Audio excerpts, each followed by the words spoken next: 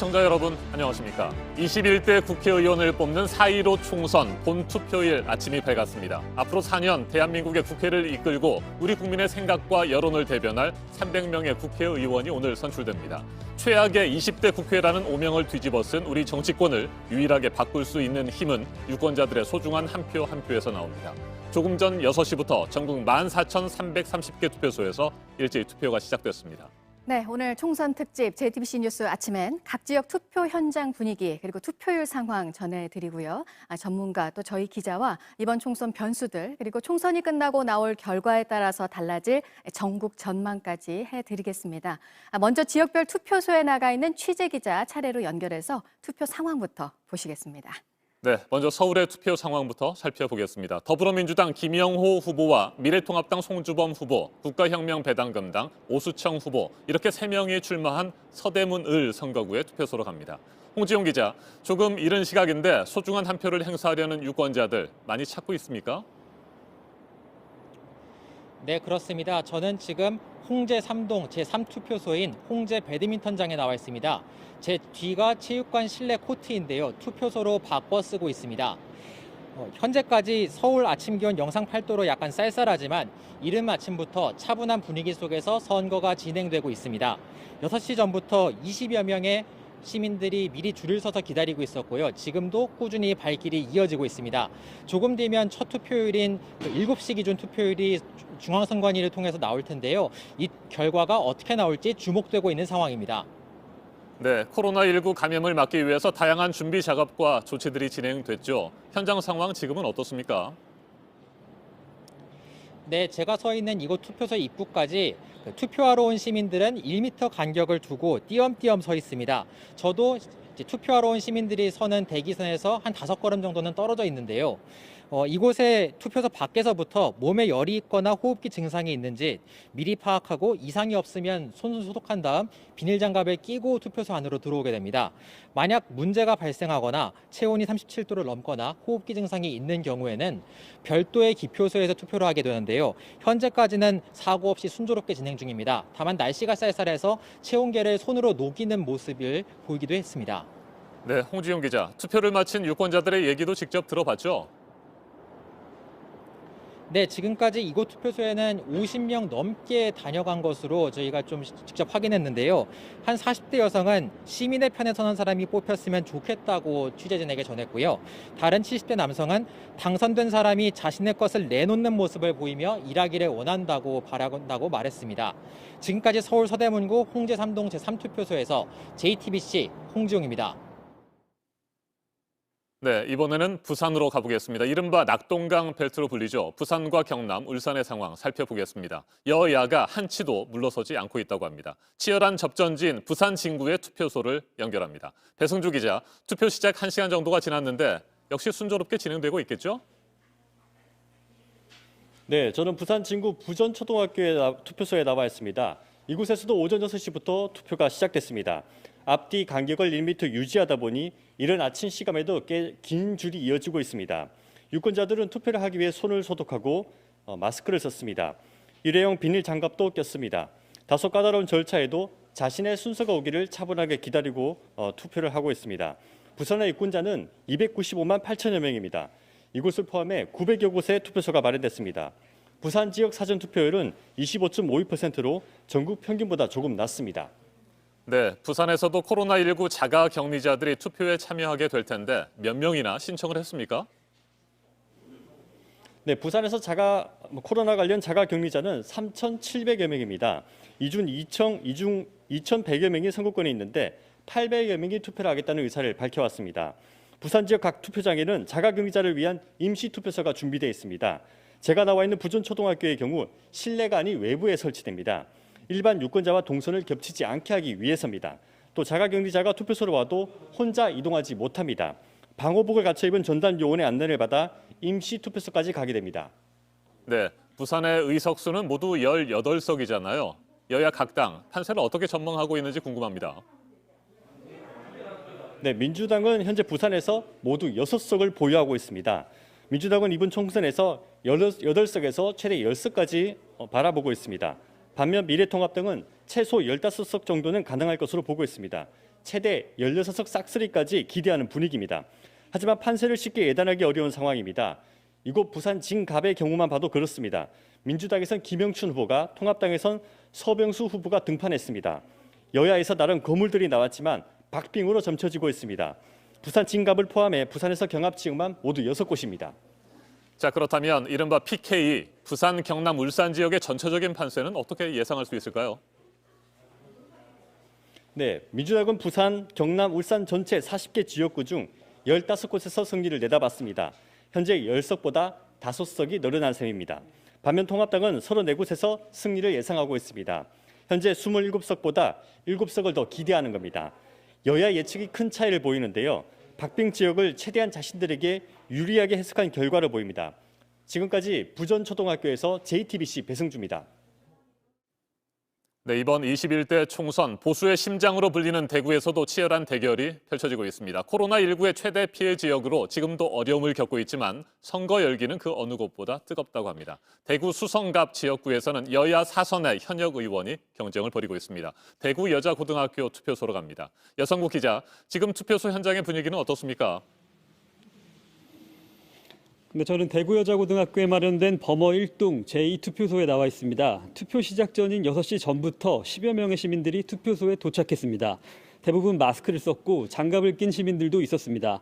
아침 투표 엄숙하지만 순조롭게 진행되고 있는데요. 투표장까지 공보물을 들고 와 끝까지 고민하는 모습을 보인 시민도 있었습니다. 네, 여 기자가 지금 나가 있는 대구 수성갑에서는 더불어민주당과 미래통합당의 현역 4선 의원들이 맞붙었죠. 네, 대구에서 가장 이목이 집중되는 곳 바로 이곳 수성갑입니다. 현역 의원인 더불어민주당 김부겸 후보와 미래통합당 주호영 후보가 접전을 펼치고 있습니다. 당선되는 후보는 5선 의원이 됩니다. 주호영 의원의 지역구였던 수성을에서는 무소속으로 출마한 홍준표 후보와 통합당 이인선 후보가 경쟁하고 있습니다. 결국 무소속으로 출마한 홍 후보가 어떤 결과를 얻을지도 관심이 모이고 있습니다. 지난 2016년 20대 총선의 대구 투표율 상대적으로 크게 낮았습니다. 그런데 이번 총선의 사전 투표율도 가장 낮았어요. 네, 지난 20대 총선 대구 투표율은 54.8%로 전국 최하위였습니다. 대구의 사전 투표율 이번이 역대 최고였다고 하지만 전국 시도 중에선 23.6%로 가장 낮습니다. 하지만 이곳 수성갑은 29%가 넘어 투표율이 대구에서 가장 높았습니다. 시민들의 관심이 큰 겁니다. 코로나19로 어려움을 겪은 대구 시민들 과연 어떤 선택을 할지, 최종 투표율은 어떨지 주목됩니다. 지금까지 대구여자고등학교 투표소에서 JTBC 여성국입니다. 네, 이어서 광주 전남으로 가보겠습니다. 지난주 금요일과 토요일 사전투표에서 열기가 가장 뜨거웠던 곳이었습니다. 광주 치평초등학교에 나가 있는 취재기자 연결하겠습니다. 정진명 기자, 이번에는 참 코로나 사태 속에서 치러지는 선거여서 방역 수칙도 생각을 하면서 투표를 해야 됩니다. 어떻습니까? 잘 지켜지고 있습니까? 네, 투표는 1시간여 전부터 시작됐습니다. 아직 이른 시간이라 그런지 유권자들이 많지는 않지만 발길은 꾸준히 이어지고 있습니다. 코로나19 여파 속에 유권자들은 마스크를 쓰고 주변 사람들과 1m 이상 거리를 두고 줄을 서는 등 방역 수칙도 잘 지키고 있습니다. 방역 수칙을 지키다 보니 이전 선거보다 투표 시간은 조금 더 걸리고 있습니다. 투표는 광주 전남 전역에 마련된 1233곳의 투표소에서 순조롭게 진행되고 있는데요. 오전 7시까지 투표율을 보면 광주 2.1%, 전남 1.7%입니다. 투표를 마친 일부 유권자들이 인증샷을 찍는 모습도 볼 수 있었습니다. 이번 선거의 유권자 수는 광주가 120만 8천여 명, 전남은 159만 2천여 명입니다. 네, 사전 투표율이 가장 높았던 곳이 전남이었죠? 네, 그렇습니다. 지난 10일과 11일 치러진 사전투표에서 광주, 전남은 가장 높은 사전투표율을 보였습니다. 전남이 35.77%로 전국에서 가장 높았고 광주는 32.18%로 네 번째였습니다. 이 같은 사전투표율은 지난 지방선거와 총선의 사전투표율을 넘어선 수치입니다. 이 때문에 오늘 최종 투표율이 어떻게 나올지 관심인데요. 지난 20대 총선에서 광주는 61.6%, 전남은 63.7%의 투표율을 기록한 바 있습니다. 네, 그렇다면 오늘 이 광주 전남 지역에서 관전 포인트는 뭘로 볼 수 있을까요? 네, 지난 총선에서 광주 전남은 녹색 바람이 불었는데요. 민주당이 지지 기반인 이곳에서 당시 국민의당이 18석 가운데 16석을 차지했습니다. 하지만 4년이 지난 지금 민생당과 무소속 후보들의 입장은 많이 달라졌습니다. 정부와 민주당이 높은 지지율을 얻고 있어 큰 부담을 안고 있는데요. 지역 표심이 민주당의 정권 안정론에 힘을 실어줄지 현역의 인물과 민주개혁 세력 통합론을 선택할지 지켜봐야 할 것으로 보입니다. 또 미래통합당과 정의당, 민중당 등 정당의 득표율에도 관심이 모아지고 있습니다. 지금까지 광주 치평초등학교 투표소에서 JTBC 정진명입니다. 네, 다음으로 가볼 곳은 선거에서 이곳은 늘 그렇듯 예측이 가장 어려운 곳으로 꼽힙니다. 여야 분포가 엇비슷한 곳이죠. 충청 지역으로 가볼 텐데요. 이 가운데 대전 투표소에 취재 기자가 나가 있습니다. 정영재 기자, 그것도 문제없이 투표가 잘 진행이 되고 있는 거죠? 네, 지금 제가 있는 곳은 대전 서구 월평초등학교에 마련된 투표소입니다. 투표는 1시간 전인 오전 6시부터 시작이 됐습니다. 아직 이른 시간이어서 사람이 많지는 않습니다. 하지만 전과는 다르게 체온을 재고 비닐 장갑을 껴야 해서 바깥으로 줄이 늘어선 모습도 볼 수가 있었습니다. 지금은 차분한 분위기 속에 투표가 진행되고 있습니다.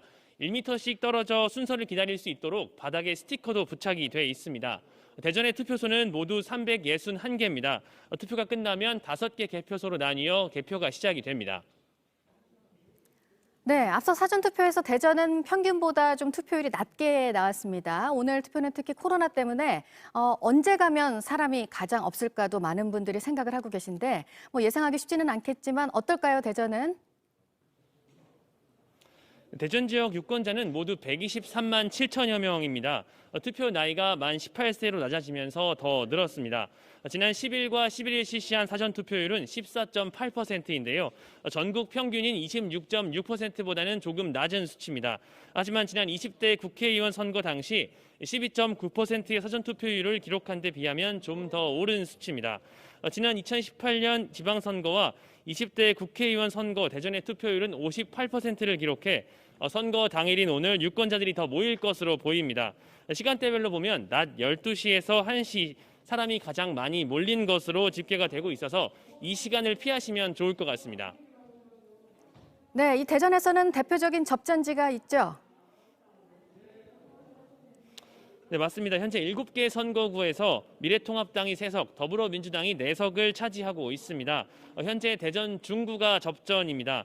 경찰 인재개발원장인 더불어민주당 황운하 후보와 현역 의원인 미래통합당 이은건 후보가 맞붙었습니다. 여론조사 결과도 오차범위 내에 있기 때문입니다. 대전에서는 황 후보처럼 현역 의원을 상대로 도전하는 신인들이 접전을 펼치고 있어서 결과도 주목되고 있습니다. 지금까지 대전 월평초등학교 투표소에서 JTBC 정영재입니다. 네, 지금 시간이 7시 13분이니까요. 투표가 시작되고 한 1시간 10분 정도가 지났습니다. 이제 7시 기준으로 한 투표율도 나왔고요. 현재 투표 상황 종합적으로 정리를 좀 해드리겠습니다. 중앙선거관리위원회로 갑니다. 하예빈 기자, 7시 전국 투표율은 어느 정도가 나왔습니까? 네, 중앙선거관리위원회에서는 전국 투표율 상황을 실시간으로 모니터링하고 있습니다. 조금 전인 오전 7시에 첫 전국 투표율이 공개됐습니다. 현재까지 총 97만 명이 넘는 유권자가 투표에 참여해서 2.2% 정도로 집계됐습니다. 현재까지 가장 많은 시민들이 투표한 곳은 강원도입니다. 총 3만 5천여 명의 유권자가 투표에 참여해서 2.7%의 투표율을 기록했습니다. 반면 투표율이 가장 낮은 곳은 전남으로 전국 투표율보다 낮은 상황입니다. 네, 7시 기준으로 전국이 2.2%니까요. 지난 2016년에 20대 총선 1.8% 이 시간 기준입니다. 보다 조금은 이제 높게 나온 그런 상황인데 늘 선거 때마다 안내를 해드리는 부분입니다. 신분증 꼭 가져가셔야 되고 오늘은 또 마스크도 꼭 챙기셔야 하는데 사전 투표와는 다르게 또 지정된 장소로 가야 투표를 할 수 있는 거잖아요. 네, 그렇습니다. 오늘 투표는 오전 6시부터 오후 6시까지 전국에 있는 투표소 14,300여 곳에서 진행됩니다. 사전 투표와는 달리 각자 주소지에 따라 정해진 곳에서만 투표를 할 수 있는데요. 투표장에 가실 때는 본인을 확인하실 수 있는 주민등록증이나 운전면허증 같은 신분증을 꼭 챙기셔야 하겠습니다. 선관위는 오늘 오후 6시에 투표가 마감된 이후 이번 21대 총선의 전국 잠정 투표율을 발표할 예정입니다. 네, 특별히 이번 총선에는 코로나19로 인한 자가격리자들이 일반 유권자들 투표가 끝나고 이제 한 표를 행사를 하게 됩니다. 이 부분도 다시 한번 시청자분들께 설명을 해드릴까요? 네, 자가격리자의 경우 기침이나 발열 등 코로나19 감염 증상이 없는 유권자에 한해서 투표에 참여할 수 있습니다. 일반 유권자들의 투표가 끝나고 난 뒤 오후 6시부터 참여할 수 있는데요. 사전에 어플리케이션이나 전담 공무원을 통해 출발 시간을 알린 뒤에 예상 도착 시간에 맞춰서 투표소로 가야 합니다. 마스크도 반드시 착용해야 합니다. 지금까지 중앙선거관리위원회에서 JTBC 하혜빈입니다.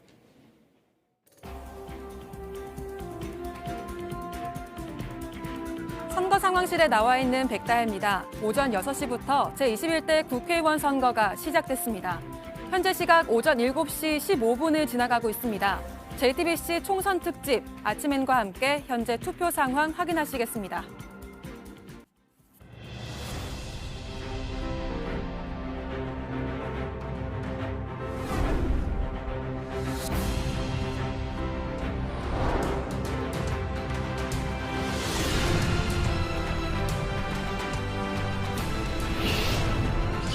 먼저 대한민국의 수도 서울입니다. 오전 7시 기준 2.2%입니다.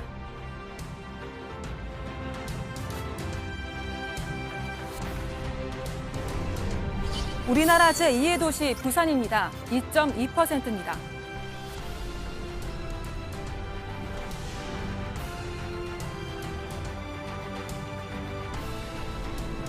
코로나19의 역경을 이겨내고 있는 대구입니다. 오전 7시 기준 2.4%입니다.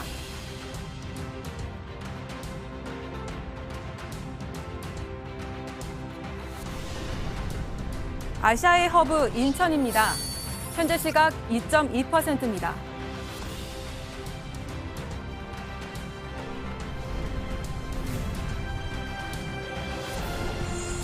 아시아 문화 중심의 도시 광주입니다. 2.1%입니다.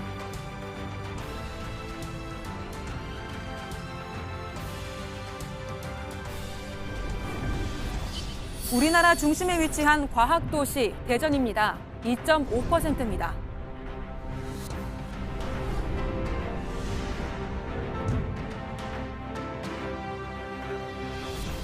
한국중화학공업의 중심 울산입니다. 오전 7시 기준 2.2%입니다.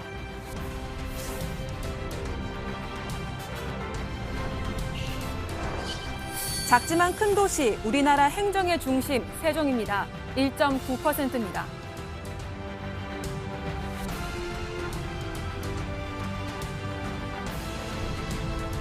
전체 유권자의 4분의 1을 차지하는 곳 경기입니다. 2.1%입니다.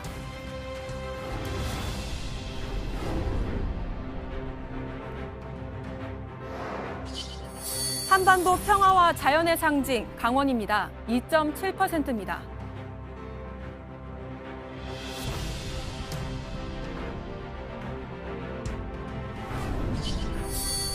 우리나라 내륙의 한가운데 충북입니다. 현재 시각 기준 2.4%입니다.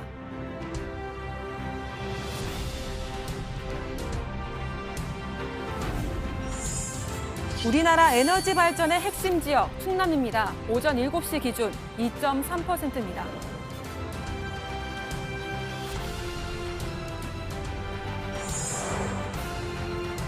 전통과 첨단이 공존하는 곳 전북입니다. 2%입니다.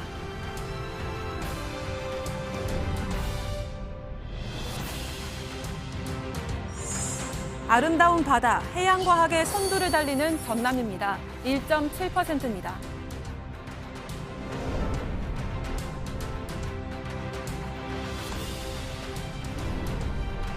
신라의 역사와 현대의 과학기술이 만난 경북입니다. 오전 7시 기준 2.6%입니다.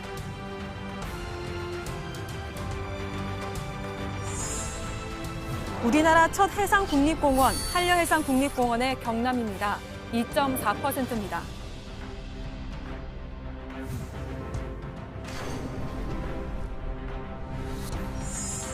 열일곱 개 광역시도의 최남단, 제주입니다. 현재 시각 기준 2.4%입니다.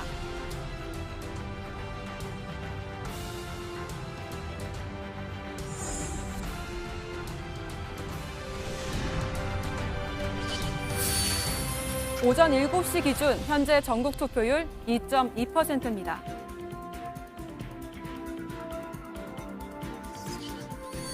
오전 7시 기준으로 해서 지난 4번의 총선 투표율과 함께 비교해 보겠습니다. 올해 총선 투표율 앞서 말씀드린 대로 2.2%입니다.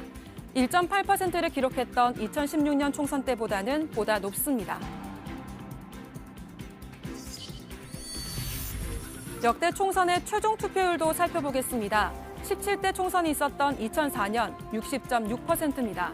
가장 최근 선거인 2016년 58%입니다. 이번에는 최근 6년 동안 치러진 선거들과도 비교해 보겠습니다. 2018년 지방선거 2.2%와 같은 수치를 보이고 있습니다.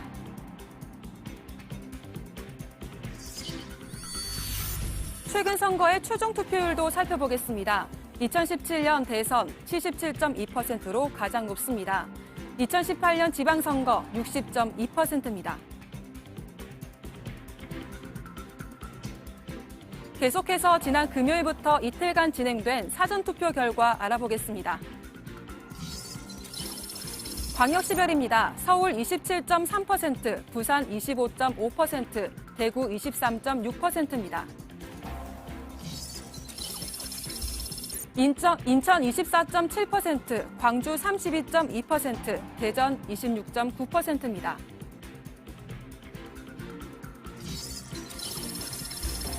울산 26%, 세종 32.4%, 경기 23.9%입니다.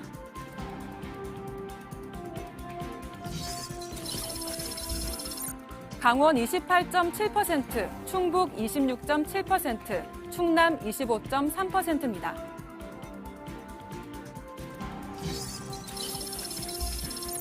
전북 34.7%, 전남 35.8%, 경북은 28.7%입니다.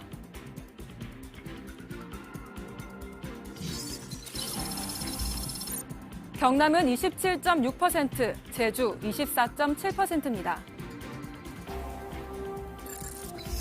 전국 사전투표율입니다. 26.7%입니다. 지금까지 사전투표율과 함께 이 시각 투표 상황 알아봤습니다. 이상 선거 상황실이었습니다.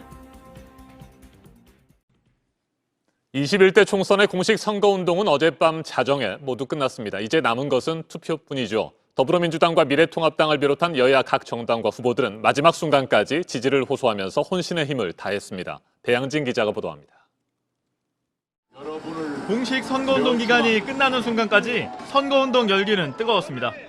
서울 종로구에서 맞붙은 더불어민주당 이낙연 후보와 미래통합당 황교안 후보는 유튜브 라이브 방송을 진행하며 마지막으로 지지자들을 만났습니다. 추운데도 유리창문을 열고 저에게 손을 흔들어 주시거나 엄지척을 해주시는 분들 저에게 큰 격려가 됐습니다. 이번 선거 모두 그런 격려와 응원 덕분에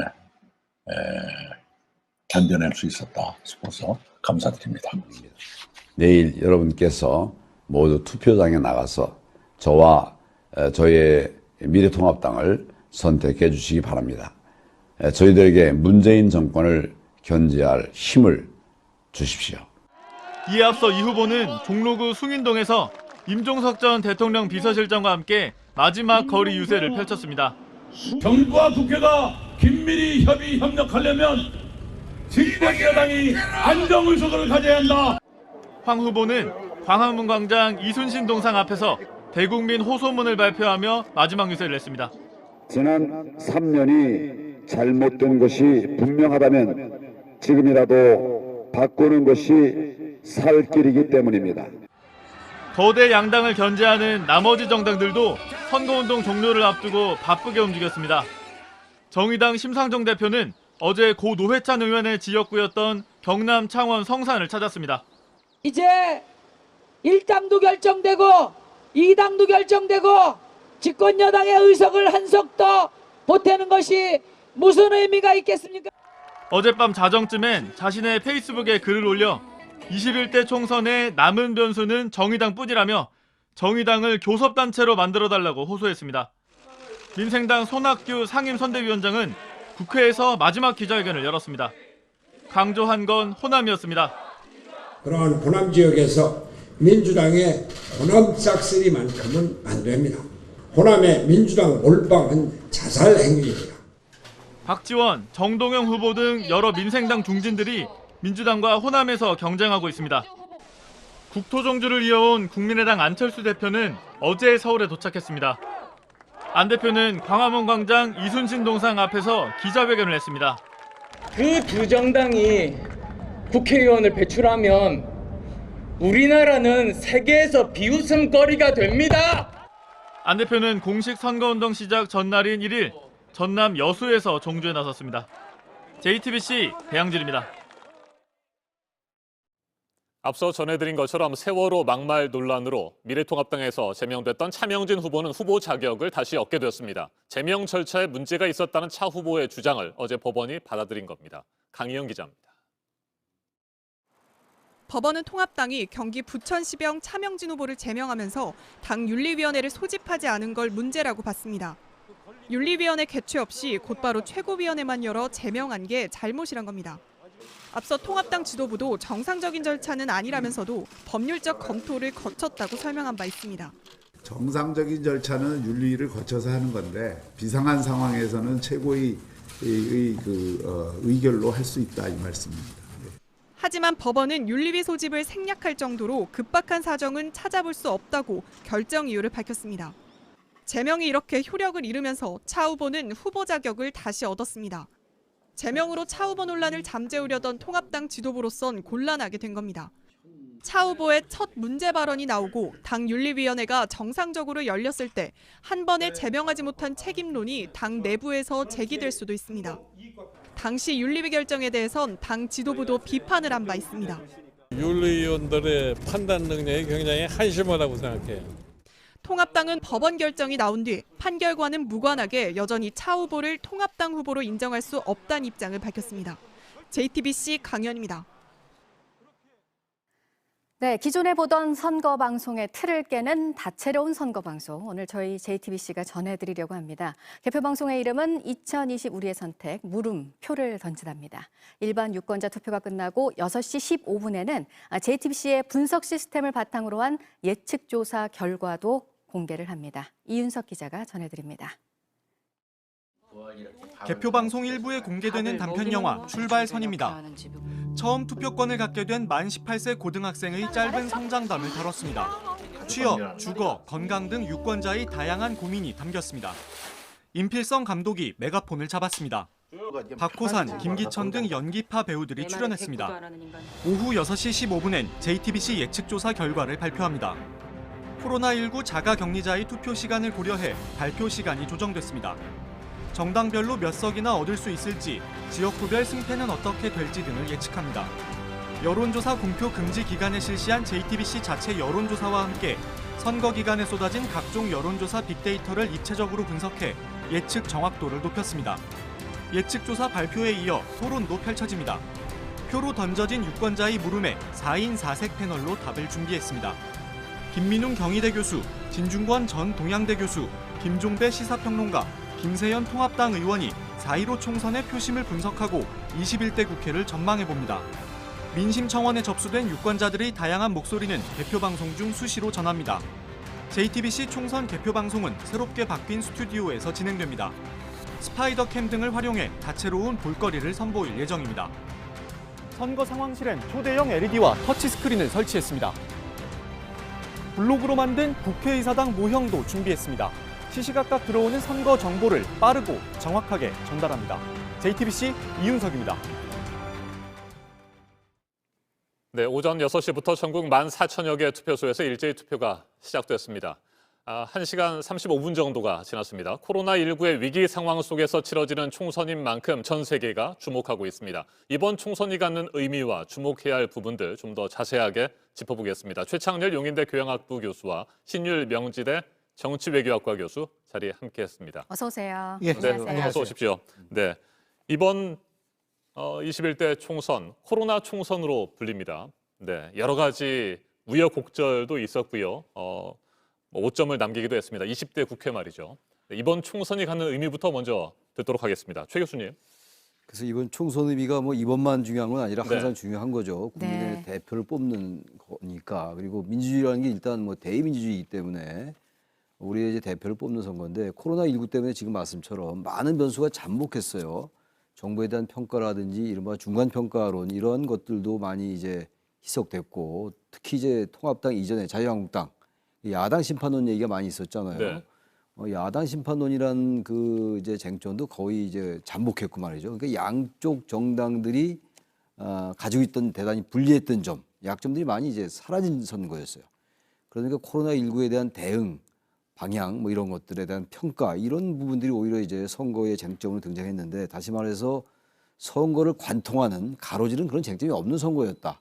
이런 건데 마지막에 와서 생각나는 거는 이제 다 이제 끝나고 이제 오늘이 투표 날인데 선거일인데 막말, 저주, 혐오의 정치를 아주 그냥 적나라하게 보여줬다. 이번 선거는 뭐 그런 뭐 평가를 하지 않을 수가 없습니다. 특히 이제 선거가 막바지로 오면서 말이죠. 더욱더 여야 할 거 없이 기승을 부렸다. 그래서 지금 선거가 의미를 갖기 위해서는 오늘 유권자들이 그럼에도 불구하고 덜 나쁜 사람을 뽑아라. 이런 말이 있어요. 가장 나쁜 정치인은 투표 안 하는 선량한 시민에 의해서 선출된다. 네. 어떻게든 그런 저주와 혐오와 막말의 정치가 난무했습니다만 그래도 누가 덜 나쁜가? 원래 선거 가장 누가 좋은 걸 뽑아야 되는데 이번 선거에서는 그런 말을 제가 드리기 어려워요. 네. 솔직히 아침부터 이런 말을 드려서 죄송한데 네. 가장 덜 나쁜 정치를 그래도 뽑아서 우리가 대의민주주의를 그래도 유지해 나가야 된다. 뭐 그 말씀 드리고 싶습니다. 네, 그래서 뭐 최선의 후보를 뽑으면 좋겠습니다만 안 되면 차선의 후보라도 뽑고요.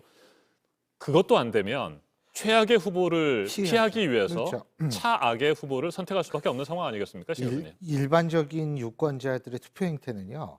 그러니까 일반적인 겁니다. 물론 소수는 뭐 굉장한 특정 정치인에 대해서 우리나라 소위 말하는 팬덤 현상이라는 네. 게 있지 않습니까? 그러니까 굉장히 거기에 대해서 비중을 두고 그 사람 아니면 선이 구현이 안 된다라고 생각하는 경우도 있습니다만 대부분의 유권자들은 사실은 좀 덜 싫은 쪽으로 투표를 하는 성향이 그건 굉장히 강하죠. 최 교수님 말씀 맞다나. 그리고 이번 선거라는 게 제가 볼 때에는 이 향후 이제 경제 위기의 쓰나미가 몰려올 겁니다. 그러니까 이제 그것을 우리가 어떻게 슬기롭게 극복할 것인가 하는 그 방향성을 또 결정할 수 있는 네. 그런 의미도 저는 부여가 가능하다고 생각하는데요. 근데 어쨌든 제가 볼 때에는 우리 국민들이 여태까지 쭉 선거의 역사를 봤을 때에는 항상 집단 이성을 슬기롭게 잘 발휘했던 그런 케이스가 많았습니다.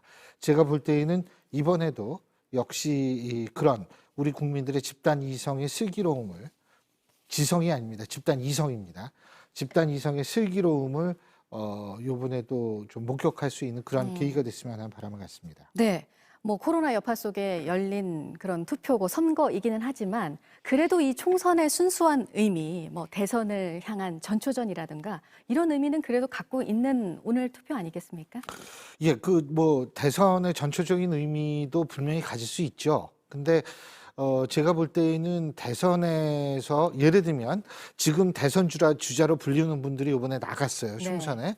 나갔는데 이분들의 당락에 따라서 이분들의 운명이 바뀔 수도 있는 거고 하지만 저는 이렇게 생각합니다. 이번 총선에 의해서 과연 여당이면 여당, 야당이면 야당에 있어서의 당내 역학구도가 바뀔 수 있는 것인가. 전 이 점을 좀 주목해서 봐야 된다고 봐요. 당내 역학구도가 바뀔 수 있는 상황이라면 지금 말씀하신 대로 대선에 나름대로 일정 부분 영향을 미칠 수가 있겠지만 만약 이 역학구도가 별로 바뀌지 않는다면 그거와 별 상관없이 제가 볼 땐 대선 구도는 꾸준히 이어질 가능성이 있다 이렇게 봅니다. 이제 구체적인 표현은 못해서 죄송합니다. 네. 네. 자, 지금 가장 관심을 모으고 있는 것은 이제 투표가 시작됐기 때문에요. 전체 투표율이 얼마나 될 것이냐 이 부분 아니겠습니까? 일단 이번 총선의 사전 투표율 26.69% 역대 뭐 가장 높은 사전 투표율을 기록했습니다. 이 높은 사전 투표율이 전체 투표율로 이어질 것이냐 이 부분이 관심인데 최 교수님 일단 7시 현재 전국 투표율은 2.2%로 나왔거든요. 어떻게 전망하세요?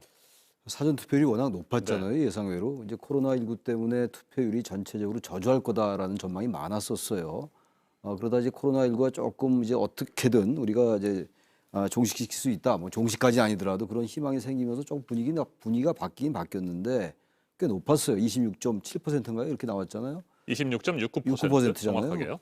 그러니까 이 부분이 이제 지난 총선 때 12.19%였으니까 뭐 그때와 비교하면 월등하게 높고 그러니까 어쨌든 사전 투표율이 높은 게 저는 전체적으로 볼 때 총 투표율의 그 재고로 연결될 가능성이 높을 것 같아요. 두 가지 의미가 있는 것 같아요. 원래 대개 이제 투표율이 높으면은 좀 진보 성향의 정당이 유리하다. 왜냐하면 이제 나이 드신 분들은 대개 투표를 많이 하셨고 해왔고, 그 젊은 사람들이 얼마나 투표를 많이 하냐에 따라서 이제 투표율이 올라간다 이렇게 봤기 때문에 투표율이 높으면 진보 성향, 이제 지금 여당이 유리하다 이렇게 볼 수가 있는데 이제 꼭 이제 그런 공식은 잘 맞지 않을 수도 있어요. 그래서 전 이번에 투표율이 높아지는 거는 좀 이번 선거가 대단히 격전을 치르고 있는 거잖아요. 박빙 선거가 많다라고도 얘기하니까 그런 점도 작용한 것 같아요. 보니까 사전 투표율이 광진을 서울 그리고 이제 동작을 이런 지역들이 투표율이 높더라고요. 사전 투표율이. 종로구도 굉장히 높아요. 이렇게 기록했고요. 이 얘기는 다시 말하면은 격전을 치르는 선거구일수록 투표율이 높다라는 그런 하나의 가설일 수 있는 거거든요. 그렇다면 이번 선거가 처음에 투표율이 낮다라는 전망에 비해서 전혀 그렇지 않기 때문에 전체적으로 본 투표율도 높아질 수 있다. 물론 이제 사전 투표율이 높다라는 게 본 투표일 날 투표할 사람들이 분산 투표했다 이렇게 얘기할 수 있어요. 코로나19 때 이제 접촉이 많아질 수 있으니까 그런 것들 피해서 했다. 건강상의 이유로 이렇게 볼 수 있지만 저는 반드시 그런 소극적인 이유 말고라도 전체적으로 선거가 이제 그 접전을 치르면서 좀 높아진 경향이 있기 때문에 어느 쪽이 유리하다고 단정이 좀 어려울 것 같아요. 전체적으로 어쨌든 양쪽 진영이 좀 결집하는 측면이 있다. 그래서 높아질 가능성이 높다고 생각합니다. 네, 투표율 어느 정도로 예상하세요? 지금요. 제가 뭘 보고 있냐면 우리가 소위 말하는 민주화 이후에 1987년 이후에 총선 투표율을 한번 보고 있습니다. 근데 직후에 1988년 18대 선거가 75.8%였었고요. 그다음에 15대, 14대, 1992년에 치러진 선거가 71.9%였습니다. 그 이후에는 70%를 넘는 선거가 없었어요. 그래서 2000년대 이후에 이 총선 투표율의 평균이 55.22%였습니다. 그런데 지금 7시 43분 지나고 있죠. 근데 지금 현재 7시 투표율이 2.2%로 나타나고 있거든요. 자, 그럼 7시 투표율을 비교를 해봤을 때 20대 총선 같은 경우에는 1.8%였습니다. 그 7시 현재 투표율이요. 그리고 19대 대선은 2.5%였습니다. 그러니까 19대 대선보다는 낮고 20대 총선보다는 높거든요. 자, 이런 차원에서 한번 생각해 볼 필요가 있고요. 두 번째는 뭐냐면 우리가 선관위에서 지난번에도 제가 말씀을 드렸습니다만 이 여론조사 투표에 참가할 것이냐라는 여론조사 문제도 상당히 높게 나오고 그래서 저는 사전투표율도 높고요. 종합적으로 본다면 60% 후반에서 그러니까 정확히 얘기하면 70% 플러스 마이너스 1, 2% 정도의 투표로 나올 것이다. 자, 그러면은 이 투표율이 나오게 된다면 우선 첫 번째 나타난 현상이 뭐냐면 여론조사 결과와 어긋날 확률이 굉장히 높다는 거죠. 왜 그러냐면 여론조사라는 것은 상당히 이 표본이 일단 작고요. 뿐만 아니고 이 여론조사 혹시 전화 받아보신 적 있어요? 없어요? 저 한두 통 정도 받아봤습니다. 그러니까 받으면 끝까지 하십니까? 안 하죠, 솔직히 중간에 얘기해서. 끊는 경우도 그죠? 많이 있죠. 네, 저는 아예 받질 않습니다. 대부분의 사람들이 다 그래요. 그러니까 이 여론조사 응답하는 분들은 굉장히 그러니까 정치적으로 굉장히 능동적인 분들이 대부분이에요. 여든 야든. 그리고 대부분은 이제 끊는 사람들이 많은데 우리나라는 끊은 사람한테 다시 전화하는 경우가 거의 없습니다. 끊으면 딴 사람한테 전화하거든요. 이렇기 때문에 소위 말하는 부동층이라든지 무당층이라든지 침묵하는 다수를 잡기가 어려워요. 그런 차원에서 보자면 상당히 그 여론조사 결과와 다르게 그러니까 능동적인 정치 참여하는 사람의 퍼센테이지는 줄고 투표율이 높으면 그렇게 되니까 여론조사 결과와 상당히 다르게 나올 가능성이 있다. 이 점을 지적하고 싶습니다. 알겠습니다. 여론조사 전화가 왔을 때 가능하면 끝까지 성실하게 답변을 하는 것이 좋겠죠. 그런데 워낙 많이 오다 보면 또 바쁘다 보면 중간에 끊게 되는 경우도 여론조사는 시민의 의무는 아니니까요. 자, 저희가 이제 투표율까지 좀 전망을 해봤고요. 준비된 리포트를 하나 보시고 계속해서 얘기를 이어가도록 하겠습니다. 여야는 이번 총선의 판세를 여러 차례 분석하고 전망했습니다. 의석수에서는 조금씩 차이가 있지만 민주당과 통합당 모두 과반 의석을 목표로 세웠습니다. 각 당이 예상했던 판세, 이희정 기자가 전해드립니다. 2주 전 공식 선거운동을 시작할 때만 해도 민주당과 통합당의 목표치는 큰 차이가 없었습니다. 지역구 130석 안팎의 비례정당을 합쳐 과반을 차지한다는 목표였습니다. 반드시 지역구에서 더불어민주당이 대승을 하고 비례대표에서도 더불어시민당이 대승을 해서 이번 국회에 미래통합당의 의원들이 다수를 차지해서 유권자들이 이번에 틀림없이 만들어 주시라고 기대합니다. 그런데 총선이 다가올수록 수치가 좀 달라졌습니다. 최근 예상치를 종합해보면 민주당은 지역구 130석에 위성정당인 더불어시민당의 비례의석 17석을 합쳐 147석 이상을 기대하고 있습니다. 통합당에선 지역구 110석에 위성정당인 미래한국당 비례의석 15석을 더해 125석 이상을 바라보고 있다는 전망이 나왔습니다. 승부처는 역시 121석이 걸린 수도권입니다. 지역구는 130석 정도는 가능하지 않을까. 목표 의석을 좀 올려야 될 것 같은 상황이 듭니다. 지역구에서 130석 가까이 얻을 수 있다 이런 기대를. 민주당은 91석 이상을 예상했습니다. 지난 총선에선 81석을 얻었는데 그때보다 10석을 더 잡은 겁니다. 통합당은 열세를 인정하면서도 자체 여론조사에선 접전 지역이 늘고 있다고 분석했습니다. 수도권에서 50석 이상을 얻는다면 해볼만 하다는 말도 나왔습니다. 영남에서 여야의 승부처는 부산 경남이 될 것이란 예상이 많았습니다. 여론조사 등을 종합하면 민주당은 PK 40곳 중 10곳에서 통합당은 30곳에서 우세했습니다. 통합당은 대구 경북 25석 싹쓸이도 기대하고 있습니다. 지난 총선에서 국민의당에 압승을 안겨준 호남이 이번엔 여당의 손을 들어줄 거란 전망이 많았습니다. 여론조사를 종합해보면 민주당은 28곳 중 26곳이 우세하다고 보고 있습니다. 내심 호남 석권도 노렸습니다. JTBC 이희정입니다. 네, 여야의 판세 전망을 함께 보셨습니다. 이번 총선에서 가장 주목되는 지역 121석이 걸린 수도권 그리고 18석이 걸린 부산입니다. 이들 두 지역을 포함해서요. 이번 총선에서 가장 주목해서 봐야 될 부분은 어떤 것들이 있고 어떤 지역이 있을까요, 최 교수님? 그래서 어느 지역이나 네. 다 이제 박빙이고 그런데 역시 수도권에서 승부가 갈릴 것 같아요. 지난 선거 때 2016년도 그때는 새누리당이 35석밖에 못 얻었어요. 민주당이 82석이나 얻었고. 네. 그리고 특히 이제 지난 선거 때는 부산, 울산, 경남 이른바 이제 PK죠. 거기서 8석을 얻었어요. 민주당이. 대구 한 석까지 포함해서 9석을 얻었거든요. 이번에 과연 이제 9석 정도를 이제 유지할 수 있을 것이냐 민주당이. 그 전망은 조금 좀 그때보다는 좀 저조하지 않을까라는 전망이 많더라고요. 그러나 역시 PK 지역에 그 낙동강 벨트라고 있거든요. 네. 9군데가 있는데 부산, 경남에 걸쳐서 그 지역에서 과연 민주당이 얼마나 선전하느냐. 그 지역이 이제 정치적으로 문재인 대통령의 고향도 있고 사저도 있고 이런 측면이 있어요. 노무현 대통령이 당선된 지역도 있고 낙동강 벨트 지역이 이제 그 지역에서 얼마나 선전하느냐 민주당이 그리고 과거에 새누리당이 참패했던 수도권에서 얼마나 다시 이제 탈환하느냐 이런 부분들이 전체 판세에 영향을 줄 것 같습니다. 네. 그리고 이번 선거는 특히나 부동층이 상당 수준으로 전해져서 그 여론조사가 발표되지 않은 그 기간 동안 또 부동층이 어떻게 움직였을지도 또 궁금해져요. 맞습니다. 우리가 부동층이라고 얘기를 하는 것은 이 떠다닐 부자거든요. 그러니까 네. 이게 표심이 어디로 갈지 모른다. 이 둥둥 떠다닌다. 그래서 나중에 한쪽으로 간다 그러는데 저는 사실 이번 선거에서 부동층이라고 얘기를 하는 그 분들이 진짜 떠다니는 표, 부동층인지 아니면 침묵하는 다수인지 그거는 아직 현재로서는 잘 모른다고 생각해요. 네. 그러니까 침묵하는 다수하고 부동층하고 좀 다른 게 침묵하는 다수라는 거는 떠다니는 것이 아니고 이게 이미 마음은 정했지만 말을 안 하는 거거든요. 그렇기 때문에 예를 들면 침묵하는 다수, 부동층이 침묵하는 다수인지 여부가 제가 볼 때에는 오늘 새벽 2시 그리고 내일 아침 8시 이후면 네. 제가 볼 때는 밝혀질 거라고 생각하는데요. 그렇겠죠. 네. 이게 그만큼 사실 지금 여러 가지 요인이 많이 작용을 하고 있다. 한 가지 예를 들자면 과거 같으면 막말 논란하면은 막 선거 판세가 요동치고 난리 쳤을 텐데 이번에는 막말 논란이 그다지 큰 영향을 미쳤다라고 보지 않는 경우도 있거든요. 아, 그렇습니까? 예.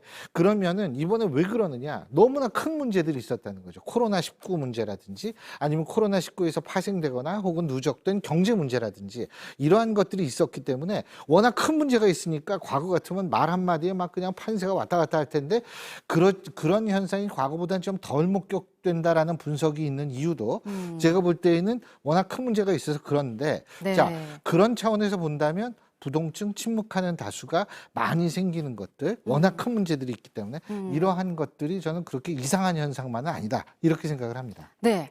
이번 선거에서 이제 처음 시작되는 거 좀 달라진 것들이 있어요. 그러니까 만 18세 유권자들이 참여하는 것도 한 가지고, 그리고 이제 이번 선거에서 이제 비례대표를 뽑기 위한 그 정당 투표요. 지금 48cm잖아요. 투표 용지가. 그래서 사전 투표 때도 정말 혼란스럽다 이런 얘기도 많이들 하셨는데 그 이유가 이제 선거법이 바뀌었기 때문이었어요. 그래서 이 부분을 좀 짚어보겠습니다. 이서준 기자의 보도 먼저 보시고요. 계속해서 짚어보도록 하겠습니다. 함께 보시겠습니다.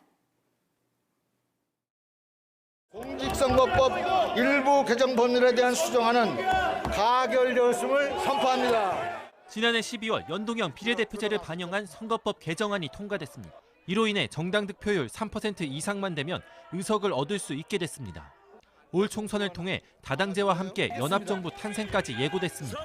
그러나 당시 자유한국당은 법을 무력화시키는 위성정당을 만들었습니다. 비례대표 전담 정당을 결성할 것임을 알려드립니다. 위성정당은 한 달 만에 만들어졌습니다. 미래한국당은 문재인 정권 심판의 대의에 충실한 범자유민주 세력의 전위 부대라고 생각합니다. 민주당은 나쁜 정치 쓰레기 정당이라며 비판했습니다. 쓰레기 정당이라는 비난까지 자초하는 꼴입니다. 참 나쁜 정치이며 한국 정치사에서 두고두고 오점으로 남게 될 것입니다. 그리고 한 달 뒤 똑같은 위성정당을 만들었습니다. 지역구는 더불어민주당, 비례대표는 더불어시민당. 이게 아주 단순한 슬로건이 되겠습니다. 거대 양당은 소속 의원 꿔주기로 위성정당의 몸집부터 불렸고 똑같은 무늬의 쌍둥이 버스, 기호를 탈부착하는 점퍼 등 꼼수유세 경쟁도 벌였습니다. 상황이 이렇게 되자 국민 10명 중 7명은 준연동형 비례대표제를 향후 폐지해야 한다고 답한 여론조사 결과도 나왔습니다. 선거법 강행 처리를 주도했던 여당 안에서도 총선 후 법 개정이 필요하다는 비판이 나왔습니다. JTBC 이서준입니다. 네, 바로 여쭤볼게요. 선거법의 원래 취지가 이렇게 하려고 바꾼 게 아니었잖아요. 아니죠. 원래 이름이 연동형 비례대표제에서 준자가 붙었잖아요. 네. 일단 뭐 30명에게만 적용한다 해서 준연동형 비례대표제인데 이 준연동형이라는 건요. 비례대표와 지역구를 연동시키는 제도예요. 그래서 다들 아시겠습니다만 지역구 후보가 많이 당선되면은 비례대표가 그만큼 적게 당선됩니다. 왜냐하면 전체적으로 이제 이미 그 정당이 각 정당이 차지할 의석은 정해지는 거거든요. 이제 그러한 것들을 피하기 위해서 아예 지역구 후보를 안 낸 거예요. 아니 안 내고 비례만 만든 이른바 위성정당을 만들었잖아요. 꼼수정당이라고. 뭐 이른바 편법정당. 저는 뭐 한때 괴뢰정당이라는 평가에 쓴 적이 있었어요. 꼭두가시정당이라는 측면에서. 그러다 보니까 이런 아주 기형적인 선거가 벌어지게 된 겁니다. 그래서 어쨌든 이거는 더불어민주당의 위성정당인 더불어시민당, 미래통합당의 위성정당인 미래한국당, 이른바 더불어그룹과 미래그룹이에요. 더불어계열과 미래그룹인데 이런 것들은 사실 유권자가 바랬던 바가 아니었거든요. 화면에서 봤다시피 나름 어떤 의미를 가지고 이 선거제도를 도입했던 거거든요. 다당제, 그리고 사회적 소수, 약자들이 원내에 진입할 수 있게끔. 과다 대표되지 않고 좀 과소 대표됐던 계층들이 좀 어느 정도 대표될 수 있는데 그게 지금 안 되고 있는 거란 말이에요. 그래서 어쨌든 다 이거는 뭐 여야 그리고 다들 얘기를 하는 것이기 때문에 이번 선거가 끝나고 뭐 선거는 치료가 되는 것이니까 선거 끝나고 어떤 형태든 간에 개정이 필요하다. 굉장히 비례대표가 47석인데 최 교수님께서 말씀을 하신 것처럼 준연동형 비례대표제에 적용되는 게 30석이고 나머지 17석은 병립형입니다. 그래서 이게 지금 개선하는 게 굉장히 복잡할 것 같고 내일 오전 8시쯤에나 뭐 결과가 나올 것 같다는데 이거 정말 최 교수님 말씀하신 것처럼 이게요. 총선이 끝나고 나면 바꿔야 되는 상황이겠죠. 이게요. 네. 원래 연동형 비례대표제, 정확하게 학술적 용어로는 혼합형 비례대표제고요. 네. 전 세계 7개 국가가 시행을 하고 있고 대표적인 게 뉴질랜드하고 독일입니다. 근데 이거를 제대로 하려면 지역구하고 비례대표를 똑같이 동수로 50대 50으로 만들든지 그러니까 그 방법은 두 가지예요. 의석을 늘려가지고 50대 50으로 만드는 방법이 있고 지역구를 줄여서 50대 50으로 만드는 방법이 있거든요. 이런 식으로 해야 되는데 지역구는 못 줄이겠고 늘리면은 국민들한테 욕먹고 이러니까 어중간하게 그대로 해가지고 만든 거니까 이거는 사실은 예고된 이 문제였었다라고 볼 수가 있는 거고요. 그리고 아직 투표 안 하신 분들한테 제가 꼭 말씀드리고 싶은 게 사전 투표 하셨어요, 모두? 네, 저는 했습니다. 아, 예, 저도 금요일에 했거든요. 네. 근데 이게 사전 투표하셨죠? 그렇죠. 이게 투표용지 하도 기니까 선반에서 자꾸 떨어져요, 용지가. 예? 그래가지고 전 이거 떨어뜨리면 안 돼.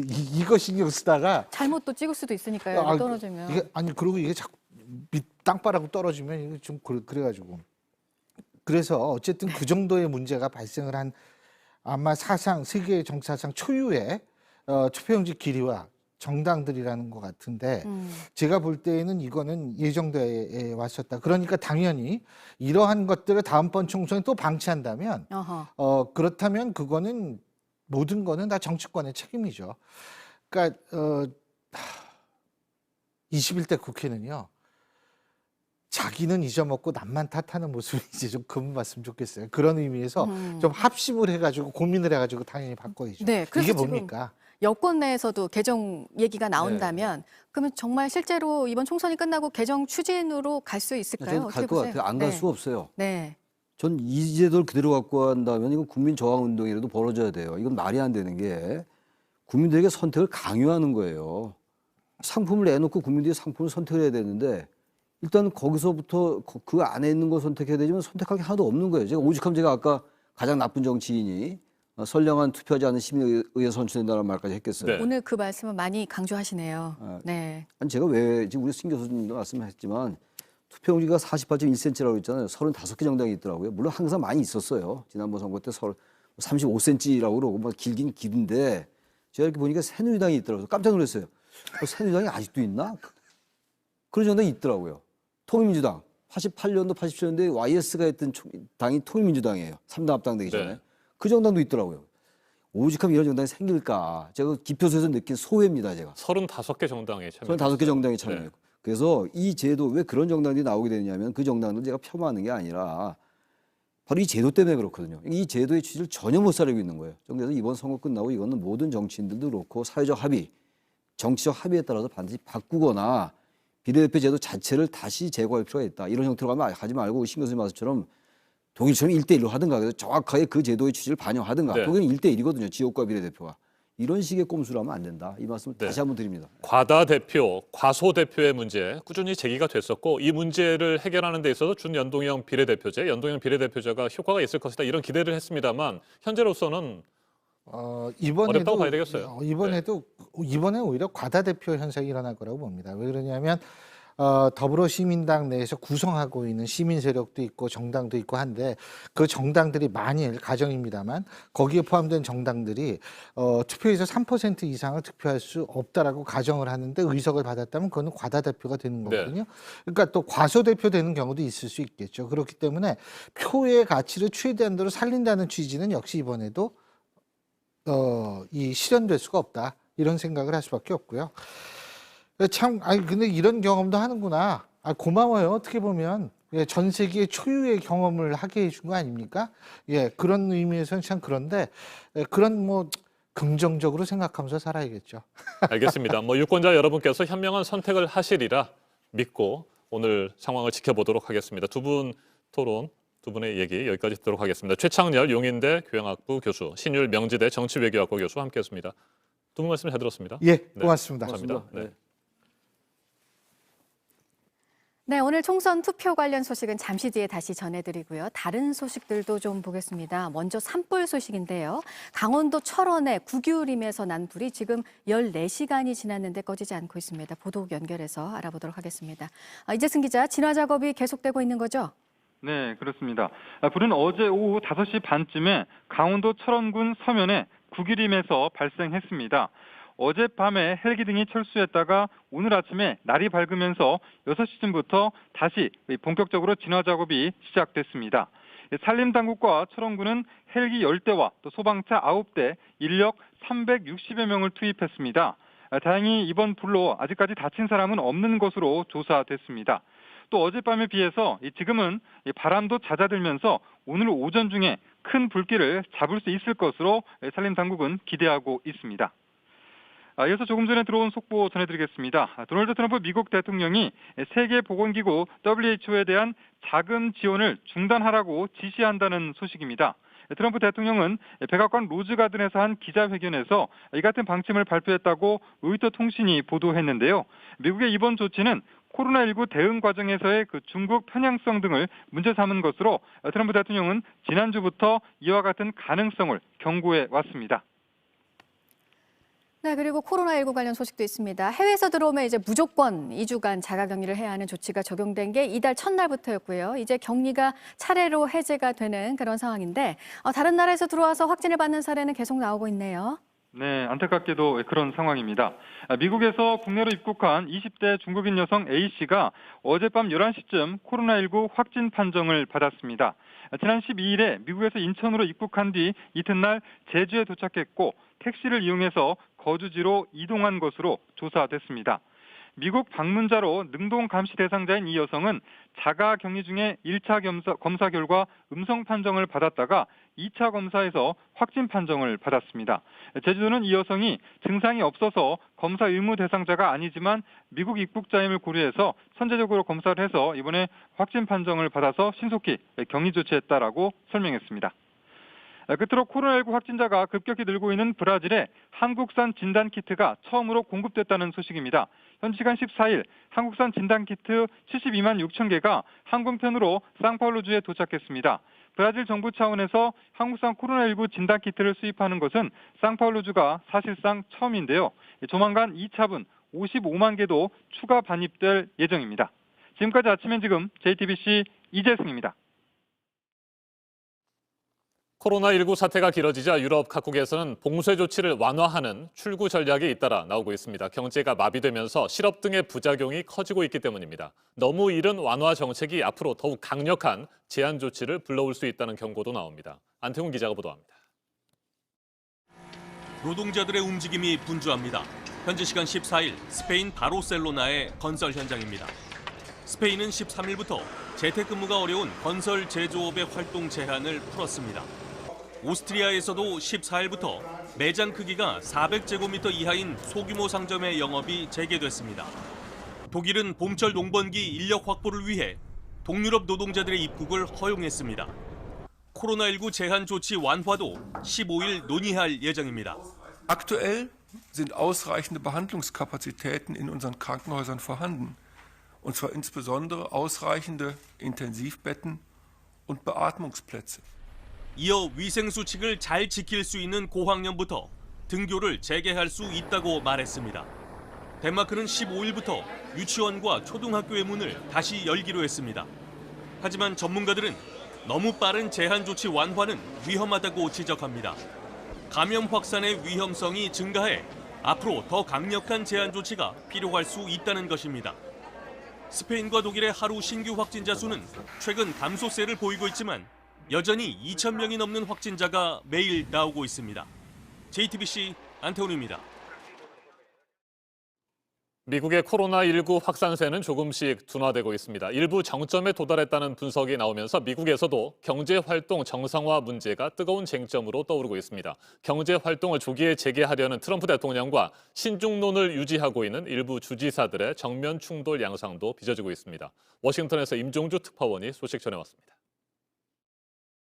하루 전 트럼프 대통령의 백악관 코로나 TF 브리핑 자리입니다. 경제활동 재개를 결정할 권한이 누구에게 있는지가 쟁점이 됐습니다. If a governor issued a stay at home, when you say my authority, the president's authority, not mine, because it's not me. This is when somebody's the president of the United States, the authority is total. 이튿날 앤드류 쿠오모 뉴욕 주지사가 이를 정면으로 반박했습니다. That is not an accurate statement. We don't have a king in this country. We didn't want a king. 트럼프 대통령의 발언을 제왕적 주장으로 치부하고 각 주의 권한은 주지사에게 있음을 분명히 한 것입니다. 그러자 트럼프 대통령이 트윗을 동원해 재반박했습니다. 매일매일 전화로 의료 물품을 부탁할 때는 언제고 이제 와서 독립을 원할 태세라며 그런 일은 없을 것이라고 쏘아붙였습니다. 앞서 동부와 서부 지역 10개 주는 백악관과 별도로 경제활동 재개 문제를 공조하기로 했습니다.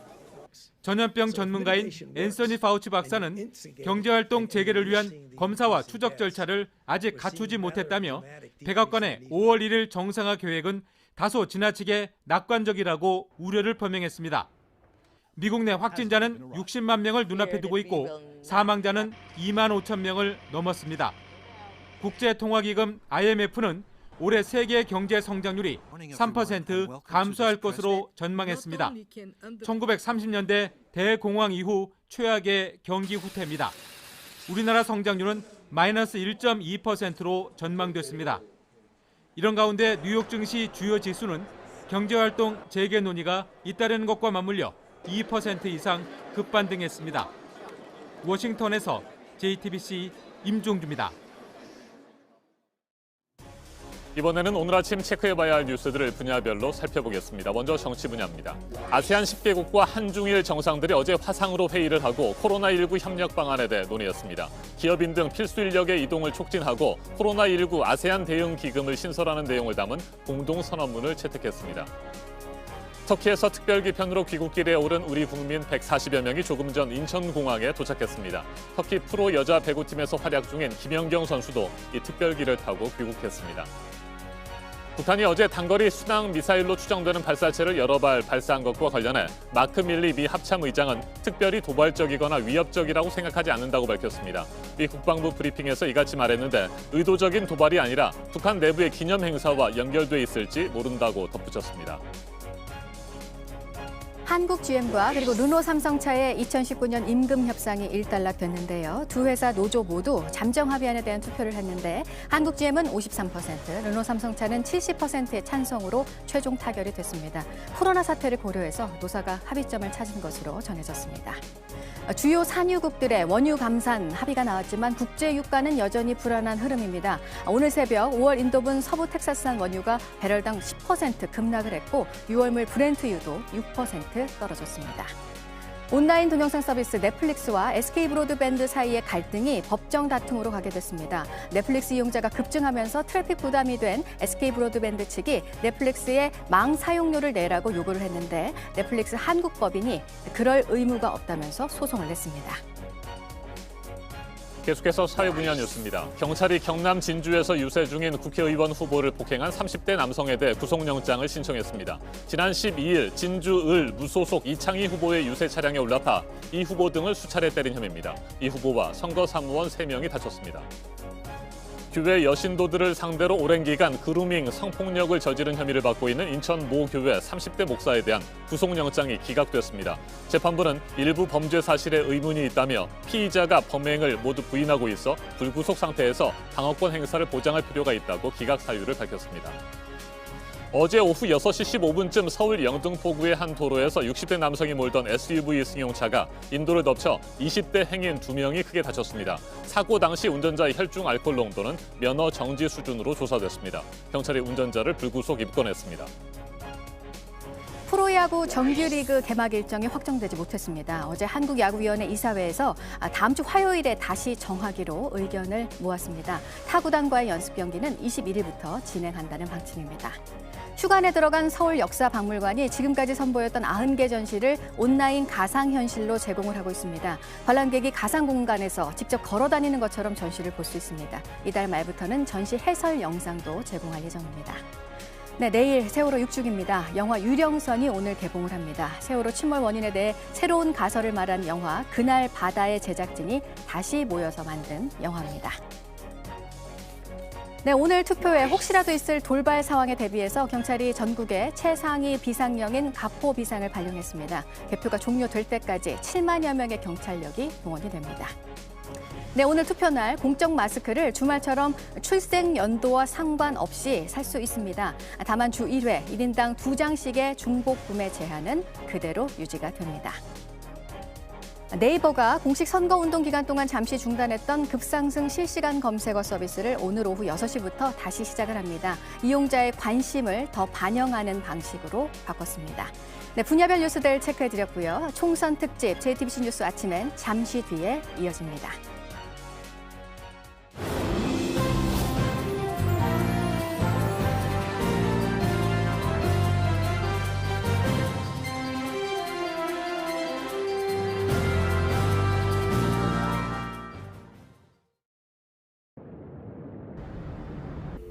그 어떤 것도 우리를 멈추게 할 순 없으니까.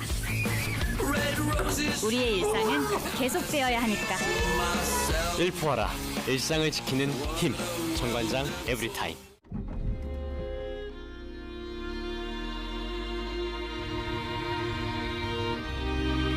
새로움에 새로움을 더하다. Volvo XC60.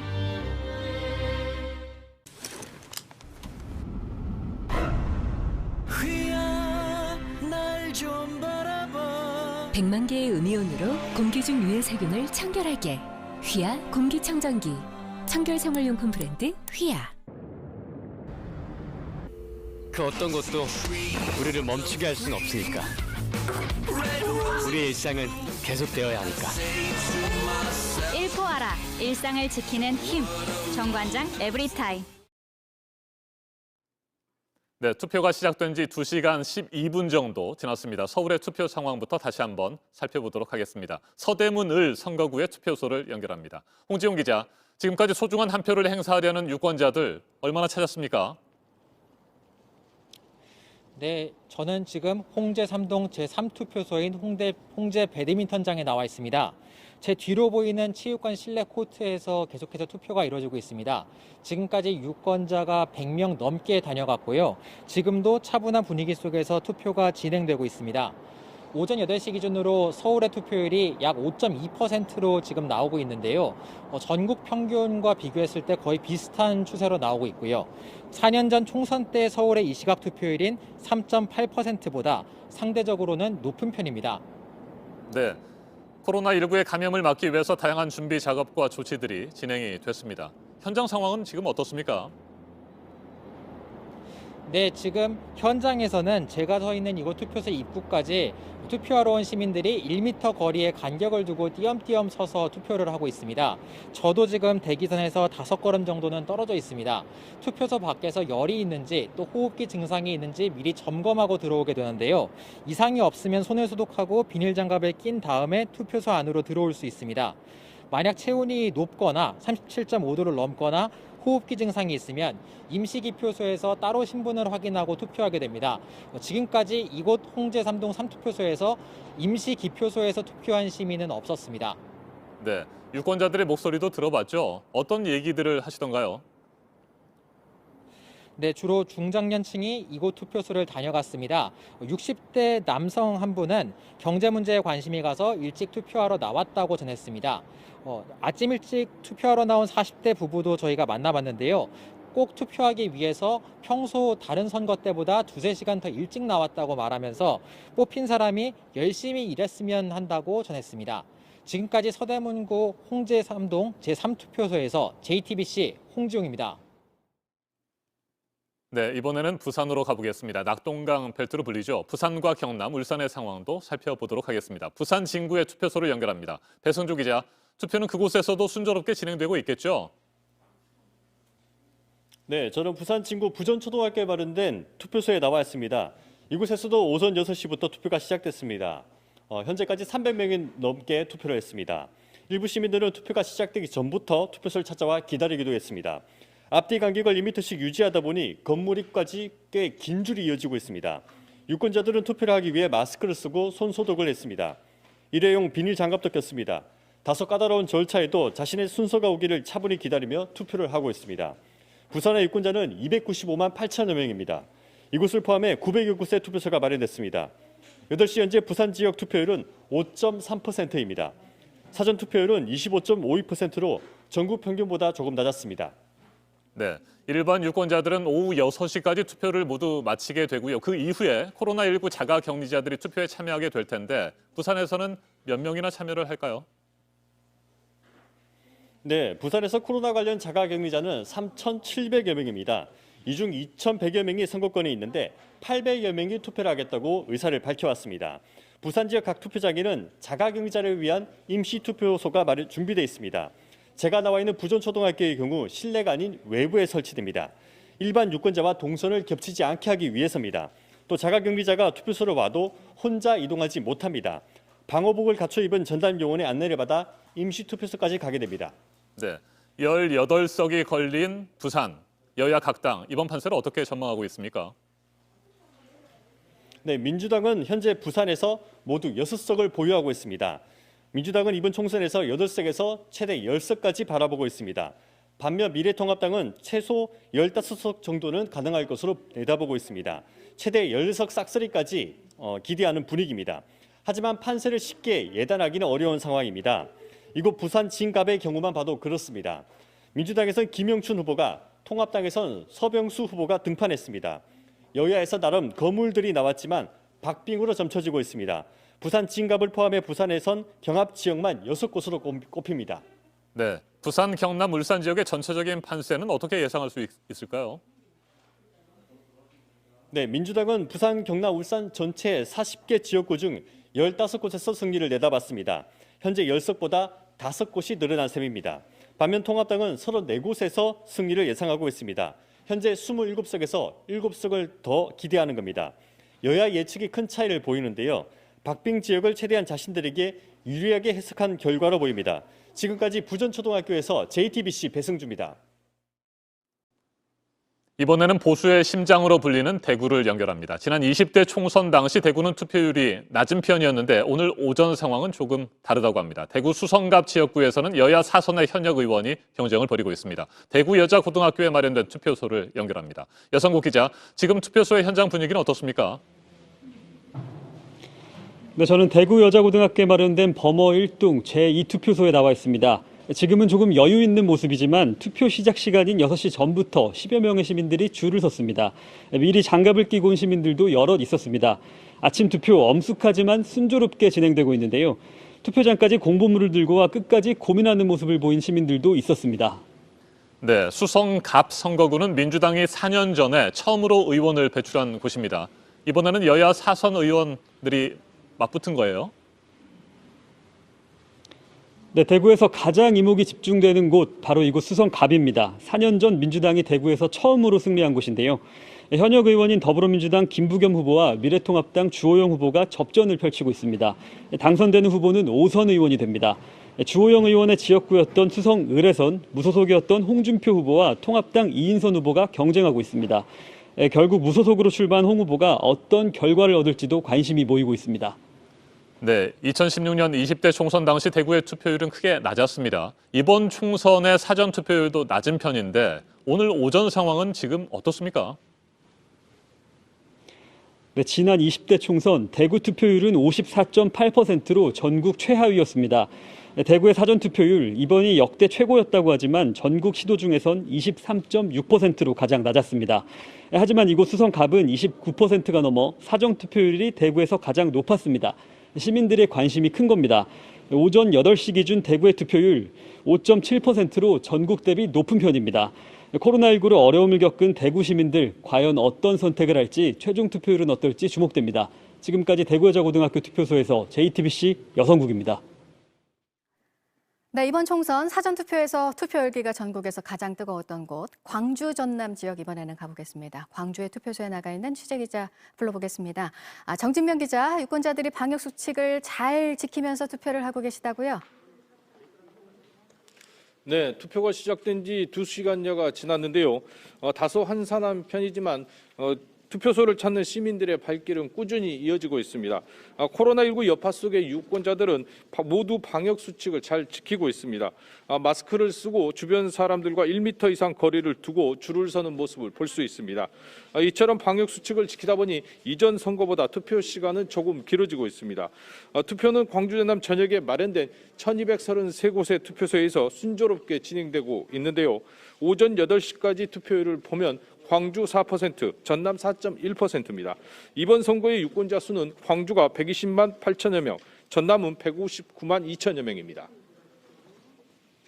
네, 사전투표율이 가장 높았던 곳이라 최종 투표율로 이게 이어질 수 있을지 이 지역에서 특히 관심입니다. 네, 지난 10일과 11일 치러진 사전투표에서 광주 전남은 가장 높은 사전투표율을 보였습니다. 전남이 35.77%로 전국에서 가장 높았고 광주는 32.18%로 네 번째였습니다. 이 같은 사전투표율은 지난 지방선거와 총선의 사전투표율을 넘어선 수치입니다. 이 때문에 오늘 최종 투표율이 어떻게 나올지 관심인데요. 지난 20대 총선에서 광주는 61.6%, 전남은 63.7%의 투표율을 기록한 바 있습니다. 네, 그럼 이 지역에서 유권자들이 가장 주목해서 지켜보고 있는 건 뭔가요? 네, 광주 전남에서는 이번 선거에서 18명의 지역구 국회의원을 뽑게 됩니다. 지난 20대 총선에서 국민의당이 18석 가운데 16석을 차지했는데요. 하지만 4년이 지난 지금 당시 국민의당 소속이었던 민생당과 무소속 후보들의 입장은 많이 달라졌습니다. 여러 여론조사에서는 민주당이 높은 지지율을 얻고 있어 큰 부담을 안고 있습니다. 지역 표심이 민주당의 정권 안정론에 힘을 실어줄지 현역의 인물과 민주개혁 세력 통합론을 선택할지 지켜봐야 할 것으로 보입니다. 또 미래통합당과 정의당, 민중당 등 정당의 득표율도 관심을 모아주고 있습니다. 여야 의석이 어떻게 바뀔지 유권자의 선택을 지켜볼 대목입니다. 지금까지 광주 지평동 제2투표소에서 JTBC 정진명입니다. 네, 이어서 충청 지역 예측이 어렵고 그래서 선거 때마다 캐스팅 보트 역할을 하는 곳입니다. 이 가운데 대전 투표소 상황을 보도록 하겠습니다. 정영재 기자, 역시 문제없이 투표가 잘 진행이 되고 있죠? 네, 투표가 시작된 지 2시간이 지났습니다. 아직 사람들이 몰리고 있지는 않는데요. 전과는 다르게 체온을 재고 비닐 장갑을 껴야 해서 밖에서 줄을 서야 하는 모습들이 보이고 있습니다. 직접 끼고 온 장갑 위에 비닐 장갑을 다시 끼고 기표소로 들어가는 모습도 볼 수가 있었습니다. 여전히 차분한 분위기 속에 투표는 계속해서 진행되고 있습니다. 1m씩 떨어져서 순서를 기다릴 수 있도록 바닥에 스티커도 부착을 해뒀는데요. 대전의 투표소는 모두 361곳이고요. 투표가 끝나면 5개의 기표소로 나눠서 집계가 될 예정입니다. 네, 그럼 대전 지역의 최종 투표율에 대해서는 지금 어떤 얘기가 나오고 있습니까? 네, 현재 8시 기준 대전 지역 투표율은 5.4%입니다. 대전 지역 유권자는 모두 123만 7천여 명인데요. 투표 나이가 만 18세로 낮아지면서 더 늘었습니다. 지난 10일과 11일 실시한 사전 투표율은 14.8%입니다. 전국 평균보다는 낮은 수치입니다. 하지만 지난 20대 국회의원 선거 당시 12.9%의 사전 투표율을 기록한 데 비하면 조금 오른 수치입니다. 지난 2018년 지방선거와 20대 국회의원 선거 대전의 투표율은 58%를 기록했습니다. 시간대별로 보면 낮 12시에서 1시 사람이 가장 많이 몰린 것으로 집계가 되고 있습니다. 네, 대전에서 접전지로 꼽히는 곳에 특히 관심이 모아지고 있죠? 네, 현재 7개 선거구가 있습니다. 미래통합당이 3석, 더불어민주당이 4석을 차지하고 있습니다. 현재 대전 중구가 접전 지역으로 꼽히고 있습니다. 경찰 인재개발원장인 더불어민주당 황운하 후보와 현역 의원인 미래통합당 이은권 후보가 맞붙었습니다. 여론조사 결과가 오차 범위 내에 있기 때문인데요. 대전에는 이렇게 황 후보처럼 현역 의원을 상대로 도전하는 신인들이 접전이 펼치고 있어서 결과도 주목되고 있습니다. 지금까지 대전 월평초등학교 투표소에서 JTBC 정영재입니다. 네, 사전투표율이 역대 최고 수준으로 나온 이번 총선입니다. 7시 기준 전국 투표율은 앞서 전해드린 대로 2.2%로 나왔고요. 8시 기준 전국 투표율도 나왔습니다. 중앙선거관리위원회 다시 한번 연결해 보도록 하겠습니다. 하예빈 기자, 8시 투표율은 지난 20대 총선 이 시간 투표율보다 역시 좀 높게 나온 것 같네요. 네, 그렇습니다. 1시간 전에 비해서 꽤 많은 시민들이 투표에 참여했는데요. 전국 투표율은 오전 8시 기준으로 5.1%입니다. 선관위는 1시간 전인 오전 7시부터 전국 투표율을 실시간으로 취합해서 1시간 단위로 발표하고 있습니다. 현재까지 투표에 참여한 유권자는 총 220만 명이 넘는데요. 같은 시각 20대 총선과 비교하면 1%포인트 정도 높습니다. 현재까지 투표율이 가장 높은 곳은 강원도, 가장 낮은 투표율을 기록한 곳은 광주입니다. 네, 특히 이번 투표에서 투표를 하러 가기 전에 챙겨야 할 것들이 특히 더 있죠? 네, 그렇습니다. 투표는 오늘 오후 6시까지만 진행이 되는데요. 6시 전에 지정된 투표소에 도착을 했다면 마감 시간이 지나도 번호표를 받아서 투표를 할 수 있습니다. 주민등록증이나 여권, 운전면허증 같은 신분증을 꼭 가지고 가셔야 합니다. 다만 신분증을 촬영한 사진은 사용할 수 없으니 주의하셔야겠습니다. 또 기표소 안에서 투표지를 촬영하거나 자신이 기표한 투표지를 공개하는 행위는 해서는 안 됩니다. 또 선관위는 손등이나 비닐장갑 위에 도장을 찍는 것도 자제해달라고 당부했습니다. 네, 그리고 이 부분도 좀 시청자 여러분께 알려드려야 할 것 같은데, 이제 매 시간 투표율이 집계가 되다가 사전 투표 그 결과가 또 합산이 되는 시간대가 있어요. 어떤 시간대인가요? 네, 맞습니다. 지난주 금요일과 토요일 이틀간 전국에서 사전투표가 진행됐는데요. 총 1,170여만 명이 투표에 참여해서 27%에 가까운 투표율을 기록했습니다. 선관위는 오후 1시부터 재외국민 투표나 선상투표 등을 포함한 사전투표 수치를 합산해서 발표할 예정입니다. 개표는 오늘 투표가 종료된 이후 오후 6시 30분쯤부터 시작될 걸로 보입니다. 지금까지 중앙선거관리위원회에서 JTBC 하혜빈이었습니다.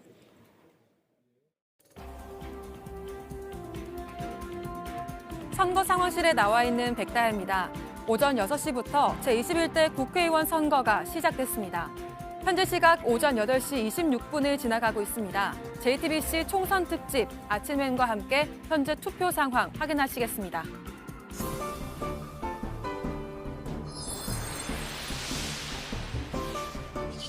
먼저 서울입니다. 오전 8시 기준 5.2%입니다.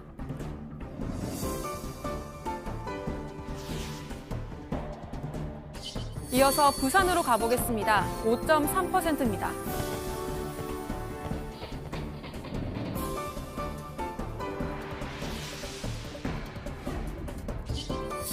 대구입니다. 오전 8시 기준 5.7%입니다.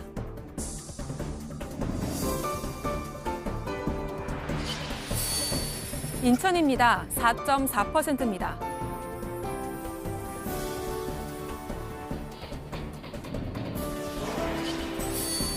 이어서 광주입니다. 오전 8시 기준 4%입니다.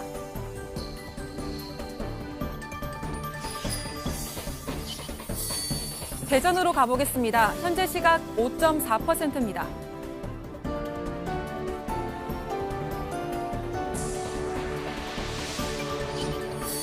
울산입니다. 오전 8시 기준 5.4%입니다.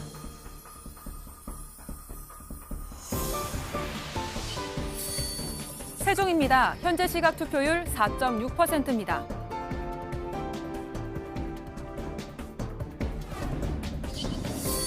이어서 경기입니다. 5.2%입니다.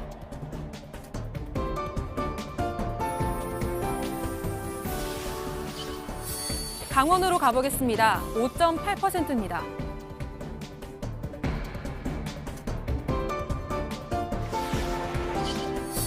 이어서 충북입니다. 오전 8시 기준 5.1%입니다.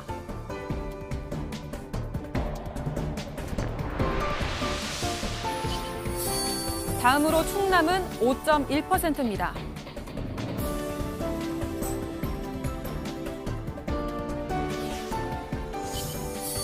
전북으로 가보겠습니다. 오전 8시 기준 4.4%입니다.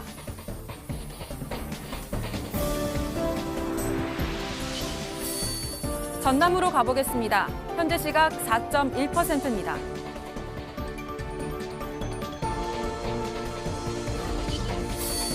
경북입니다. 현재 시각 투표율 5.4%입니다.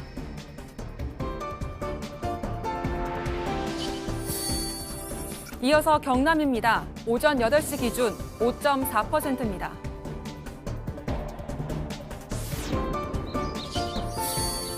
제주입니다. 오전 8시 기준 5.3%입니다.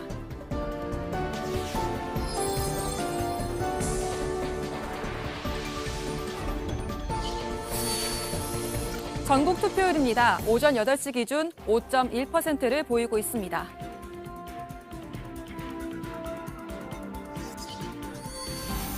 역대 총선의 최종 투표율 알아보겠습니다. 17대 총선이 있었던 2004년 60.6%입니다. 2016년 제20대 총선에서는 58%였습니다.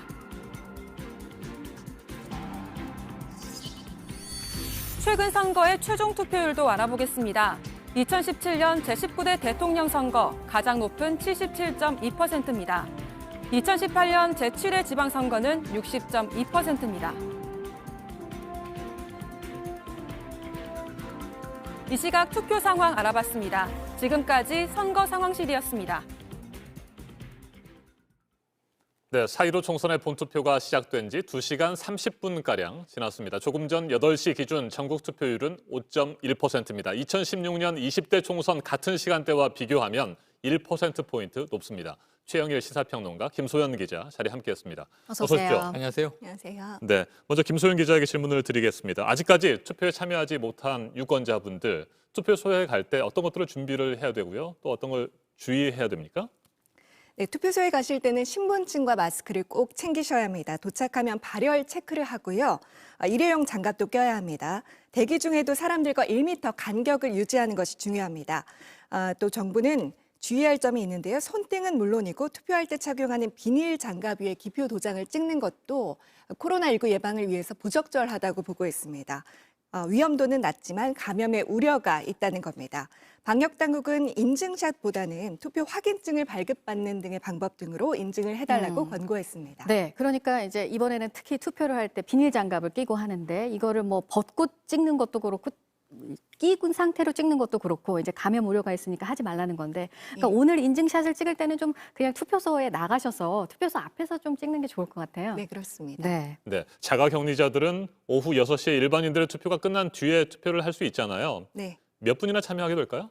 네, 조금 전에 들어온 소식인데요. 자가격리자 5만 9천여 명 중에서 1만 3천여 명, 22.8%가 투표를 신청했습니다.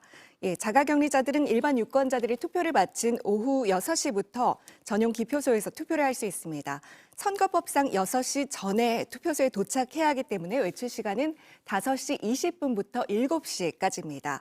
전담 공무원에게 출발한다고 알리고 마스크를 쓰고 걷거나 자신의 승용차로 이동을 해야 합니다. 대중교통은 타시면 안 됩니다. 정부는 공무원이 1대1로 동행하지 못하면 앱을 통해서 관리를 하겠다고 했는데요. 또 자가격리자가 예상 시간에 투표소나 집에 도착하지 않거나 이동 경로를 벗어나면 경찰에 신고하겠다고 밝혔습니다. 네, 경찰에 신고까지 할 수 있습니다. 이제 이게 잘 지켜질지 지금 방역당국도 오늘 긴장을 하면서 오늘 이 부분을 지켜보고 있는 상황인데, 그러니까 이번 투표는 이런 것도 있는 것 같아요. 네. 언제 가면 좀 사람이 없는 시간대에 네네네, 가서 내가 맞습니다. 투표는 하고 싶은데 예. 투표는 반드시 할 건데 어느 시간대에 가야 될까, 이거를 좀 많이 생각을 하시는 것 같아요. 그러니까 코로나19 이후의 세상은 다시 과거로 돌아갈 수 없을 것이다. 뉴 노멀, 네. 요즘에 BC, AC, 뭐 비포 코로나, 애프터 코로나 이렇게 기원이 바뀌는 상황인데요. 이번 투표는 정말 우리는 바이러스와 싸우면서 치르는 민주주의의 총선입니다. 그러다 보니까 지금 김 기자님 말씀 주신 대로 다른 때와 달리 지켜야 할 수칙들이 많은데 네. 저도 사전투표 첫날 갔어요. 그게 이유가 간단해요. 본투표에 사람이 많이 몰릴 것 같아서 한가할 때 미리 좀 찍어두자 그랬는데, 그러니까 그 말대로라면 분산 효과가 맞는 거고요. 그런데 사람이 많더라고요. 네. 사전투표 첫날도 많았고 둘째 날도 많았고 줄이 길었습니다. 오늘도 줄이 길 것 같거든요. 물론 시간대에 따라 좀 편차는 있겠습니다만, 그래서 밀접 접촉을 지켜야 되는데 아까 말씀하신 수칙 중에 가장 현장에서 안 지켜지는 게 1m 이상 거리예요. 이게 기표소 앞과 밖에서는 지켜지는데 그 주민센터 계단 같은 데서는 또 붙게 되거든요. 그래서 이걸 좀 철저히 지켜주셔야 되고, 방역을 지키면서 선거는 치렀는데 사실은 확진자가 나오면 안 된다. 이 부담은 유권자 모두에게 클 것 같고요. 정말 저희 그 생애에 처음 치러보는 특이한 선거인데 네. 앞으로는 이러한 모습이 일상이 될 수도 있다는 것도 염두에 둬야 할 것 같습니다. 네, 이번 총선에서는 역시 코로나19가 최대 변수가 됐습니다. 네, 그래서 최대 변수입니다. 여권에서는 코로나 위기를 극복하기 위해서 네. 안정적인 국정 운영이 필요하고, 그렇죠. 그래서 지지를 해달라 이렇게 호소를 하고 있고, 반면에 야당 쪽에서는 정권 심판 그리고 정권 견제를 주장하고 있잖아요. 예, 맞습니다. 네, 제일 큰 어떻게 보세요? 슬로건의 네. 격도로 말씀하신 대로인데, 정부가 방역은 당연히 해야 되는 일이죠. 국민의 생명과 안전 보호해야 되는데 아예 이게 이번 총선의 여당의 슬로건입니다. 국민을 지켜내겠습니다. 이제 이 얘기고요. 또 국민들이 함께 해달라. 그래서 이제 이 방역과 앞으로의 경제 후폭풍까지 막기 위해서 정부 지지를 좀 해달라는 게 이 요청이고요. 그럼 야당은 뭐냐면 말씀하신 대로 정권 심판론은 이번 정권 초기부터 계속 왔기 때문에 조금 식상한 감이 있는데 과거의 슬로건을 다시 가져왔죠. 바꿔야 산다. 그런데 최근에 이 여당이 압승할 거라는 전망이 나오자 이걸 또 바꿨습니다. 네. 폭주냐 견제냐. 그래서 견제해달라. 지금 이것도 나름 이제 보수 지지층에는 어필하고 있는 슬로건으로 판단이 되고요. 결국은 견제론이냐 아니면 이 코로나 등 지금 여러 가지 위기 상황을 극복하기 위해서 정부의 좀 지지를 호소한 여당 측이냐, 이 격돌이거든요. 저는 아주 팽팽하다고 봅니다. 내일 아침 이 시간 어떤 결과가 나올지 벌써 저는 좀 두근두근하네요. 그렇습니다. 그리고 지금 이 시간 투표율도 좀 보면요. 지금 7시, 8시 두 번 이제 투표율이 집계가 돼서 발표가 됐는데 사실 지금 뭐 2시간 반 좀 넘게 지난 상황이라 좀 분석하기에는 좀 그렇지만 이전 총선보다는 이 시간대에 비교해서 좀 높게 나오는 것 같긴 하고 또 이따 1시에 사전 투표까지 이제 집계가 다 같이 합쳐지면 그때 이후부터 또 좀 상황을 봐야 될 것 같아요. 네, 그렇습니다. 오전 8시 현재 5.1%고요. 이거를 비교를 해보면 전체 투표율이 58%를 기록했던 4년 전 20대 총선 때는 8시 기준으로 4.1%, 그러니까 지금 1%포인트 차이가 나는 거고요. 반면에 투표율이 77.2%를 기록했던 2017년 19대 대선 때와 비교해 보면은 그때는 8시 5.6%였거든요. 조금 그때보다는 낮네요. 좀 낮습니다. 말씀하신 대로 오후 1시부터 사전 투표와 제외 투표율이 반영되니까요. 이번에 사전 투표율이 26.69%로 역대 최고를 기록하지 않았습니까? 그래서 또 그때부터 또 지켜봐야 될 것 같습니다. 네, 최평론가님. 네. 과거 선거에서는 세대별 투표 성향이 어느 정도 네, 일정했잖아요. 맞습니다. 그래서 뭐 투표율이 높으면 또 투표율이 낮으면 네. 어디에 유리하고 어디에 그렇죠. 불리하냐 뭐 이런 것들이 일반화될 수가 있었는데 예. 지금은 그런 상황이 아닌 것 같습니다. 지금은 예측할 수 없습니다. 투표율이 높아질 것 같고요. 지금 분위기로 보면 지난 대선보단 낮지만 이 지난 총선보단 높다. 그럼 지금 58%보다 높아지지 않겠는가라는 관측이 좀 우세해요. 네. 대선처럼 77%까지 안 가겠죠. 근데 사실은 지난 지방선거 2018년하고 보면 지방선거가 제일 낮고 참여율이 그리고 총선 제일 높은 게 대선이었어요. 그런데 이 지방선거도 60%를 넘겼습니다. 2018년에 코로나19 때문에 조금 참여율 저조하지 않겠는가. 네. 지금 바이러스가 이 총선 투표 열기를 막을 것 같지가 않습니다. 사전투표에서도 확인이 됐고요. 그럼 적어도 60%는 뛰어넘을 것으로 많이들 전망을 하거든요. 그러면 이게 높아지면 여야 누구에게 유리하냐 말씀하신 것이 공식이 존재했지만 이게 한 2012년부터 파괴됐습니다. 네. 그러니까 20대, 30대가 많이 참여해도 젊은 층도 신보수 현상이 있다. 항상 진보만 지지하는 게 아니다. 그럼 또 중장년 세대가 많이 투표하면 보수층에 유리한 건 지금 어느 정도 맞지만 허리 세대, 40, 50 세대는 보수냐 진보냐 이건 혼재돼 있거든요. 네. 그래서 이제 이러한 부분에서 지금 이제 만 18세도 처음으로 이제 4월 16일 이전 출생자들은 50여만 명 참여하지 않습니까? 이런 복합성 때문에 투표율이 높아지면 오히려 지금 야당에 유리하다는 주장도 나오고 있어요. 아하. 네, 조금 전에도 아까 네. 신일 교수님 주장하고 가셨는데요. 저도 잘 들었는데 이러한 또 여러 가지 이제 전문가들의 해석이 분분하기 때문에 네. 사실은 상당히 복잡한 선거고 투표율은 높아질 것 같은데 이것이 과거처럼 진보에게 유리하다고 단정하기는 어렵겠습니다. 네. 그러면 아까도 전문가분들께 여쭤봤지만 네. 선거 투표날 아침에 저희가 꼭 이거를 여쭤보고 네네네. 오늘 최종 투표율은 어떻게 생각하시나요? 저는 제 출생 연도에 맞췄습니다. 저는 66%쯤 나올 걸로 예견하고 있고요. 이유가 66년생이세요? 있으시겠죠? 네네, 이유가 출생 있습니다. 연도뿐만 예, 아니라. 왜냐하면 뭐 이제 마스크 오브제 제가 이렇게 기대가는 건 아니고요. 네. 일단 58%보다 높아집니다. 지금 26.7%를 확보하고 있잖아요. 오후 1시에 합산이 되겠습니다만. 네. 그럼 오늘 40% 정도의 투표율이 나오면 66%가 됩니다.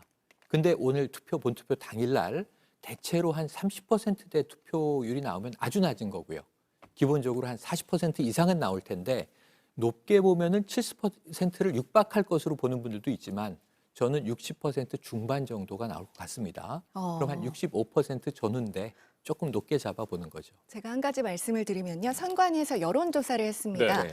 그때 26.7%가 사전투표하겠다고 했는데 실제로 투표율이 26.69%가 나왔어요. 아하. 그러면 그때 여론조사에서 이번에 꼭 투표를 하겠다는 응답은 72.7%였습니다. 그러니까 정말 거기에 육박하는 숫자가 나올지가 주목이 되는 상황입니다. 그러면 이대로라면은 지금 제가 보신 좀 대로 하면 보수적으로 잡은 많이 거죠. 낮게 보신 건데요. 보수적으로 잡은 거죠. 그런데 네. 초기에 보면 이 많은 분들이 코로나19 때문에 지난 2016년 20대 총선 58% 투표율에 도달하기 어려울 것이다라고 봤거든요. 네. 근데 지금 사전 투표율 이틀을 보고는 다들 깜짝 놀란 거예요. 그래서 저는 그때도 58%보다 높아질 것이다라고 봐서 60% 초반을 봤는데 지금은 조금 높게 잡았는데 우리 김 기자님 말씀 분석대로라면 오늘 70%를 넘을 가능성도 없지는 않아 보입니다. 네. 코로나19가 전 세계적으로 유행하면서 재외 국민 투표율은 사실상 최저를 기록하게 됐습니다. 안타까운 이건 뭐 점이죠. 어떤 변수가 될까요? 그러니까 큰 변수가 될 네. 것 같지는 않습니다. 하지만 재외동포들의 이 투표 열기를 바이러스가 꺾은 건 좀 아쉬워요. 왜냐하면 지금까지 2번 있었는데 40%대를 넘겼거든요. 근데 이번에 23%입니다. 그러니까 거의 반토막이 났는데 그 이유는 55개국의 90여 개 공관이 선거 사무를 중단했기 때문인데요. 그 전에도 40% 투표율은 높은 거예요. 왜냐하면 외국의 투표 환경은 우리보다 훨씬 열악해서 장거리를 이동해서 투표를 해야 되는데 많은 분들이 참여했었거든요. 그런데 이조차도 못하게 된 점, 재외교포들의 참정권 문제가 이번에 많이 좀 훼손된 것은 이 바이러스 재난이라는 측면이 있지만 앞으로는 또 이 국가 선거 사무에서는 재외교포들의 참정권을 지키기 위한 노력이 네. 조금 더 강화돼야 할 것 같습니다. 네. 뭐 선거야 원래 뭐 알 수가 없지만 여러 가지로 지금 알 수 없는 이번 선거인데 당선자 윤곽이 나올 시간으로 지금 선관위가 예상을 하는 시간이 있어요. 그러니까 지역구가 있고 또 이번에는 특히 또 비례대표는 정당들이 많기 때문에 비례대표는 또 한참 늦은 시간에 이제 또 윤곽이 드러날 것으로 지금 예상이 되는 거잖아요. 예, 맞습니다. 선관위는 개표 종료 시간을 지역구는 내일 새벽 4시, 비례대표는 아침 8시 이후로 예상했습니다. 개표는 오늘 저녁 6시 반에 시작해서 저녁 8시쯤 첫 개표 결과가 나오고요. 개표가 7, 80% 진행되는 내일 새벽 2시쯤에 지역구 당선자 윤곽이 나올 것 같다고 선관위는 예측했습니다. 비례대표 당선인은 내일 오후 5시 선관위 전체 회의에서 확정이 됩니다. 네. 알겠습니다. 두 분 말씀 잘 들었습니다. 오늘 총선 본투표가 차질 없이 잘 진행이 되고 결과가 나오면 맞습니다. 네, 내일 이후에 다시 두 분 모시고 얘기 듣도록 하겠습니다. 오늘 말씀 잘 들었습니다. 최영일 시사평론가 김소영 기자였습니다. 고맙습니다. 네, 고맙습니다. 수고하셨습니다. 네, 일반 유권자들은 오늘 오후 6시까지 투표를 할 수 있습니다. 증상이 없는 코로나19 자가 격리자들은 일반인들의 투표가 모두 끝난 뒤 오후 6시부터 투표에 참여할 수 있습니다. 최악의 20대 국회, 꼼수와 막말로 얼룩진 우리 정치를 바꿀 수 있는 유일한 방법은 우리의 소중한 한 표를 행사하는 겁니다. 포기하지 마시고 국민의 힘을 보여주시기 바랍니다. 네, JTBC 특별 선거 방송 우리의 선택 물음표를 던지다가 오후 4시 40분부터 시작이 됩니다. 저녁 6시에 일반 유권자 투표가 끝나고 6시 15분에는 JTBC만의 당선 예측 조사 결과도 공개를 할 예정인데요. 그동안 보셨던 선거 방송의 틀을 깨는 다채로운 내용으로 JTBC가 준비를 했으니까요. 오늘 하루 JTBC와 함께 해주시기 바랍니다. 저희는 여기서 인사를 드리겠습니다. 고맙습니다.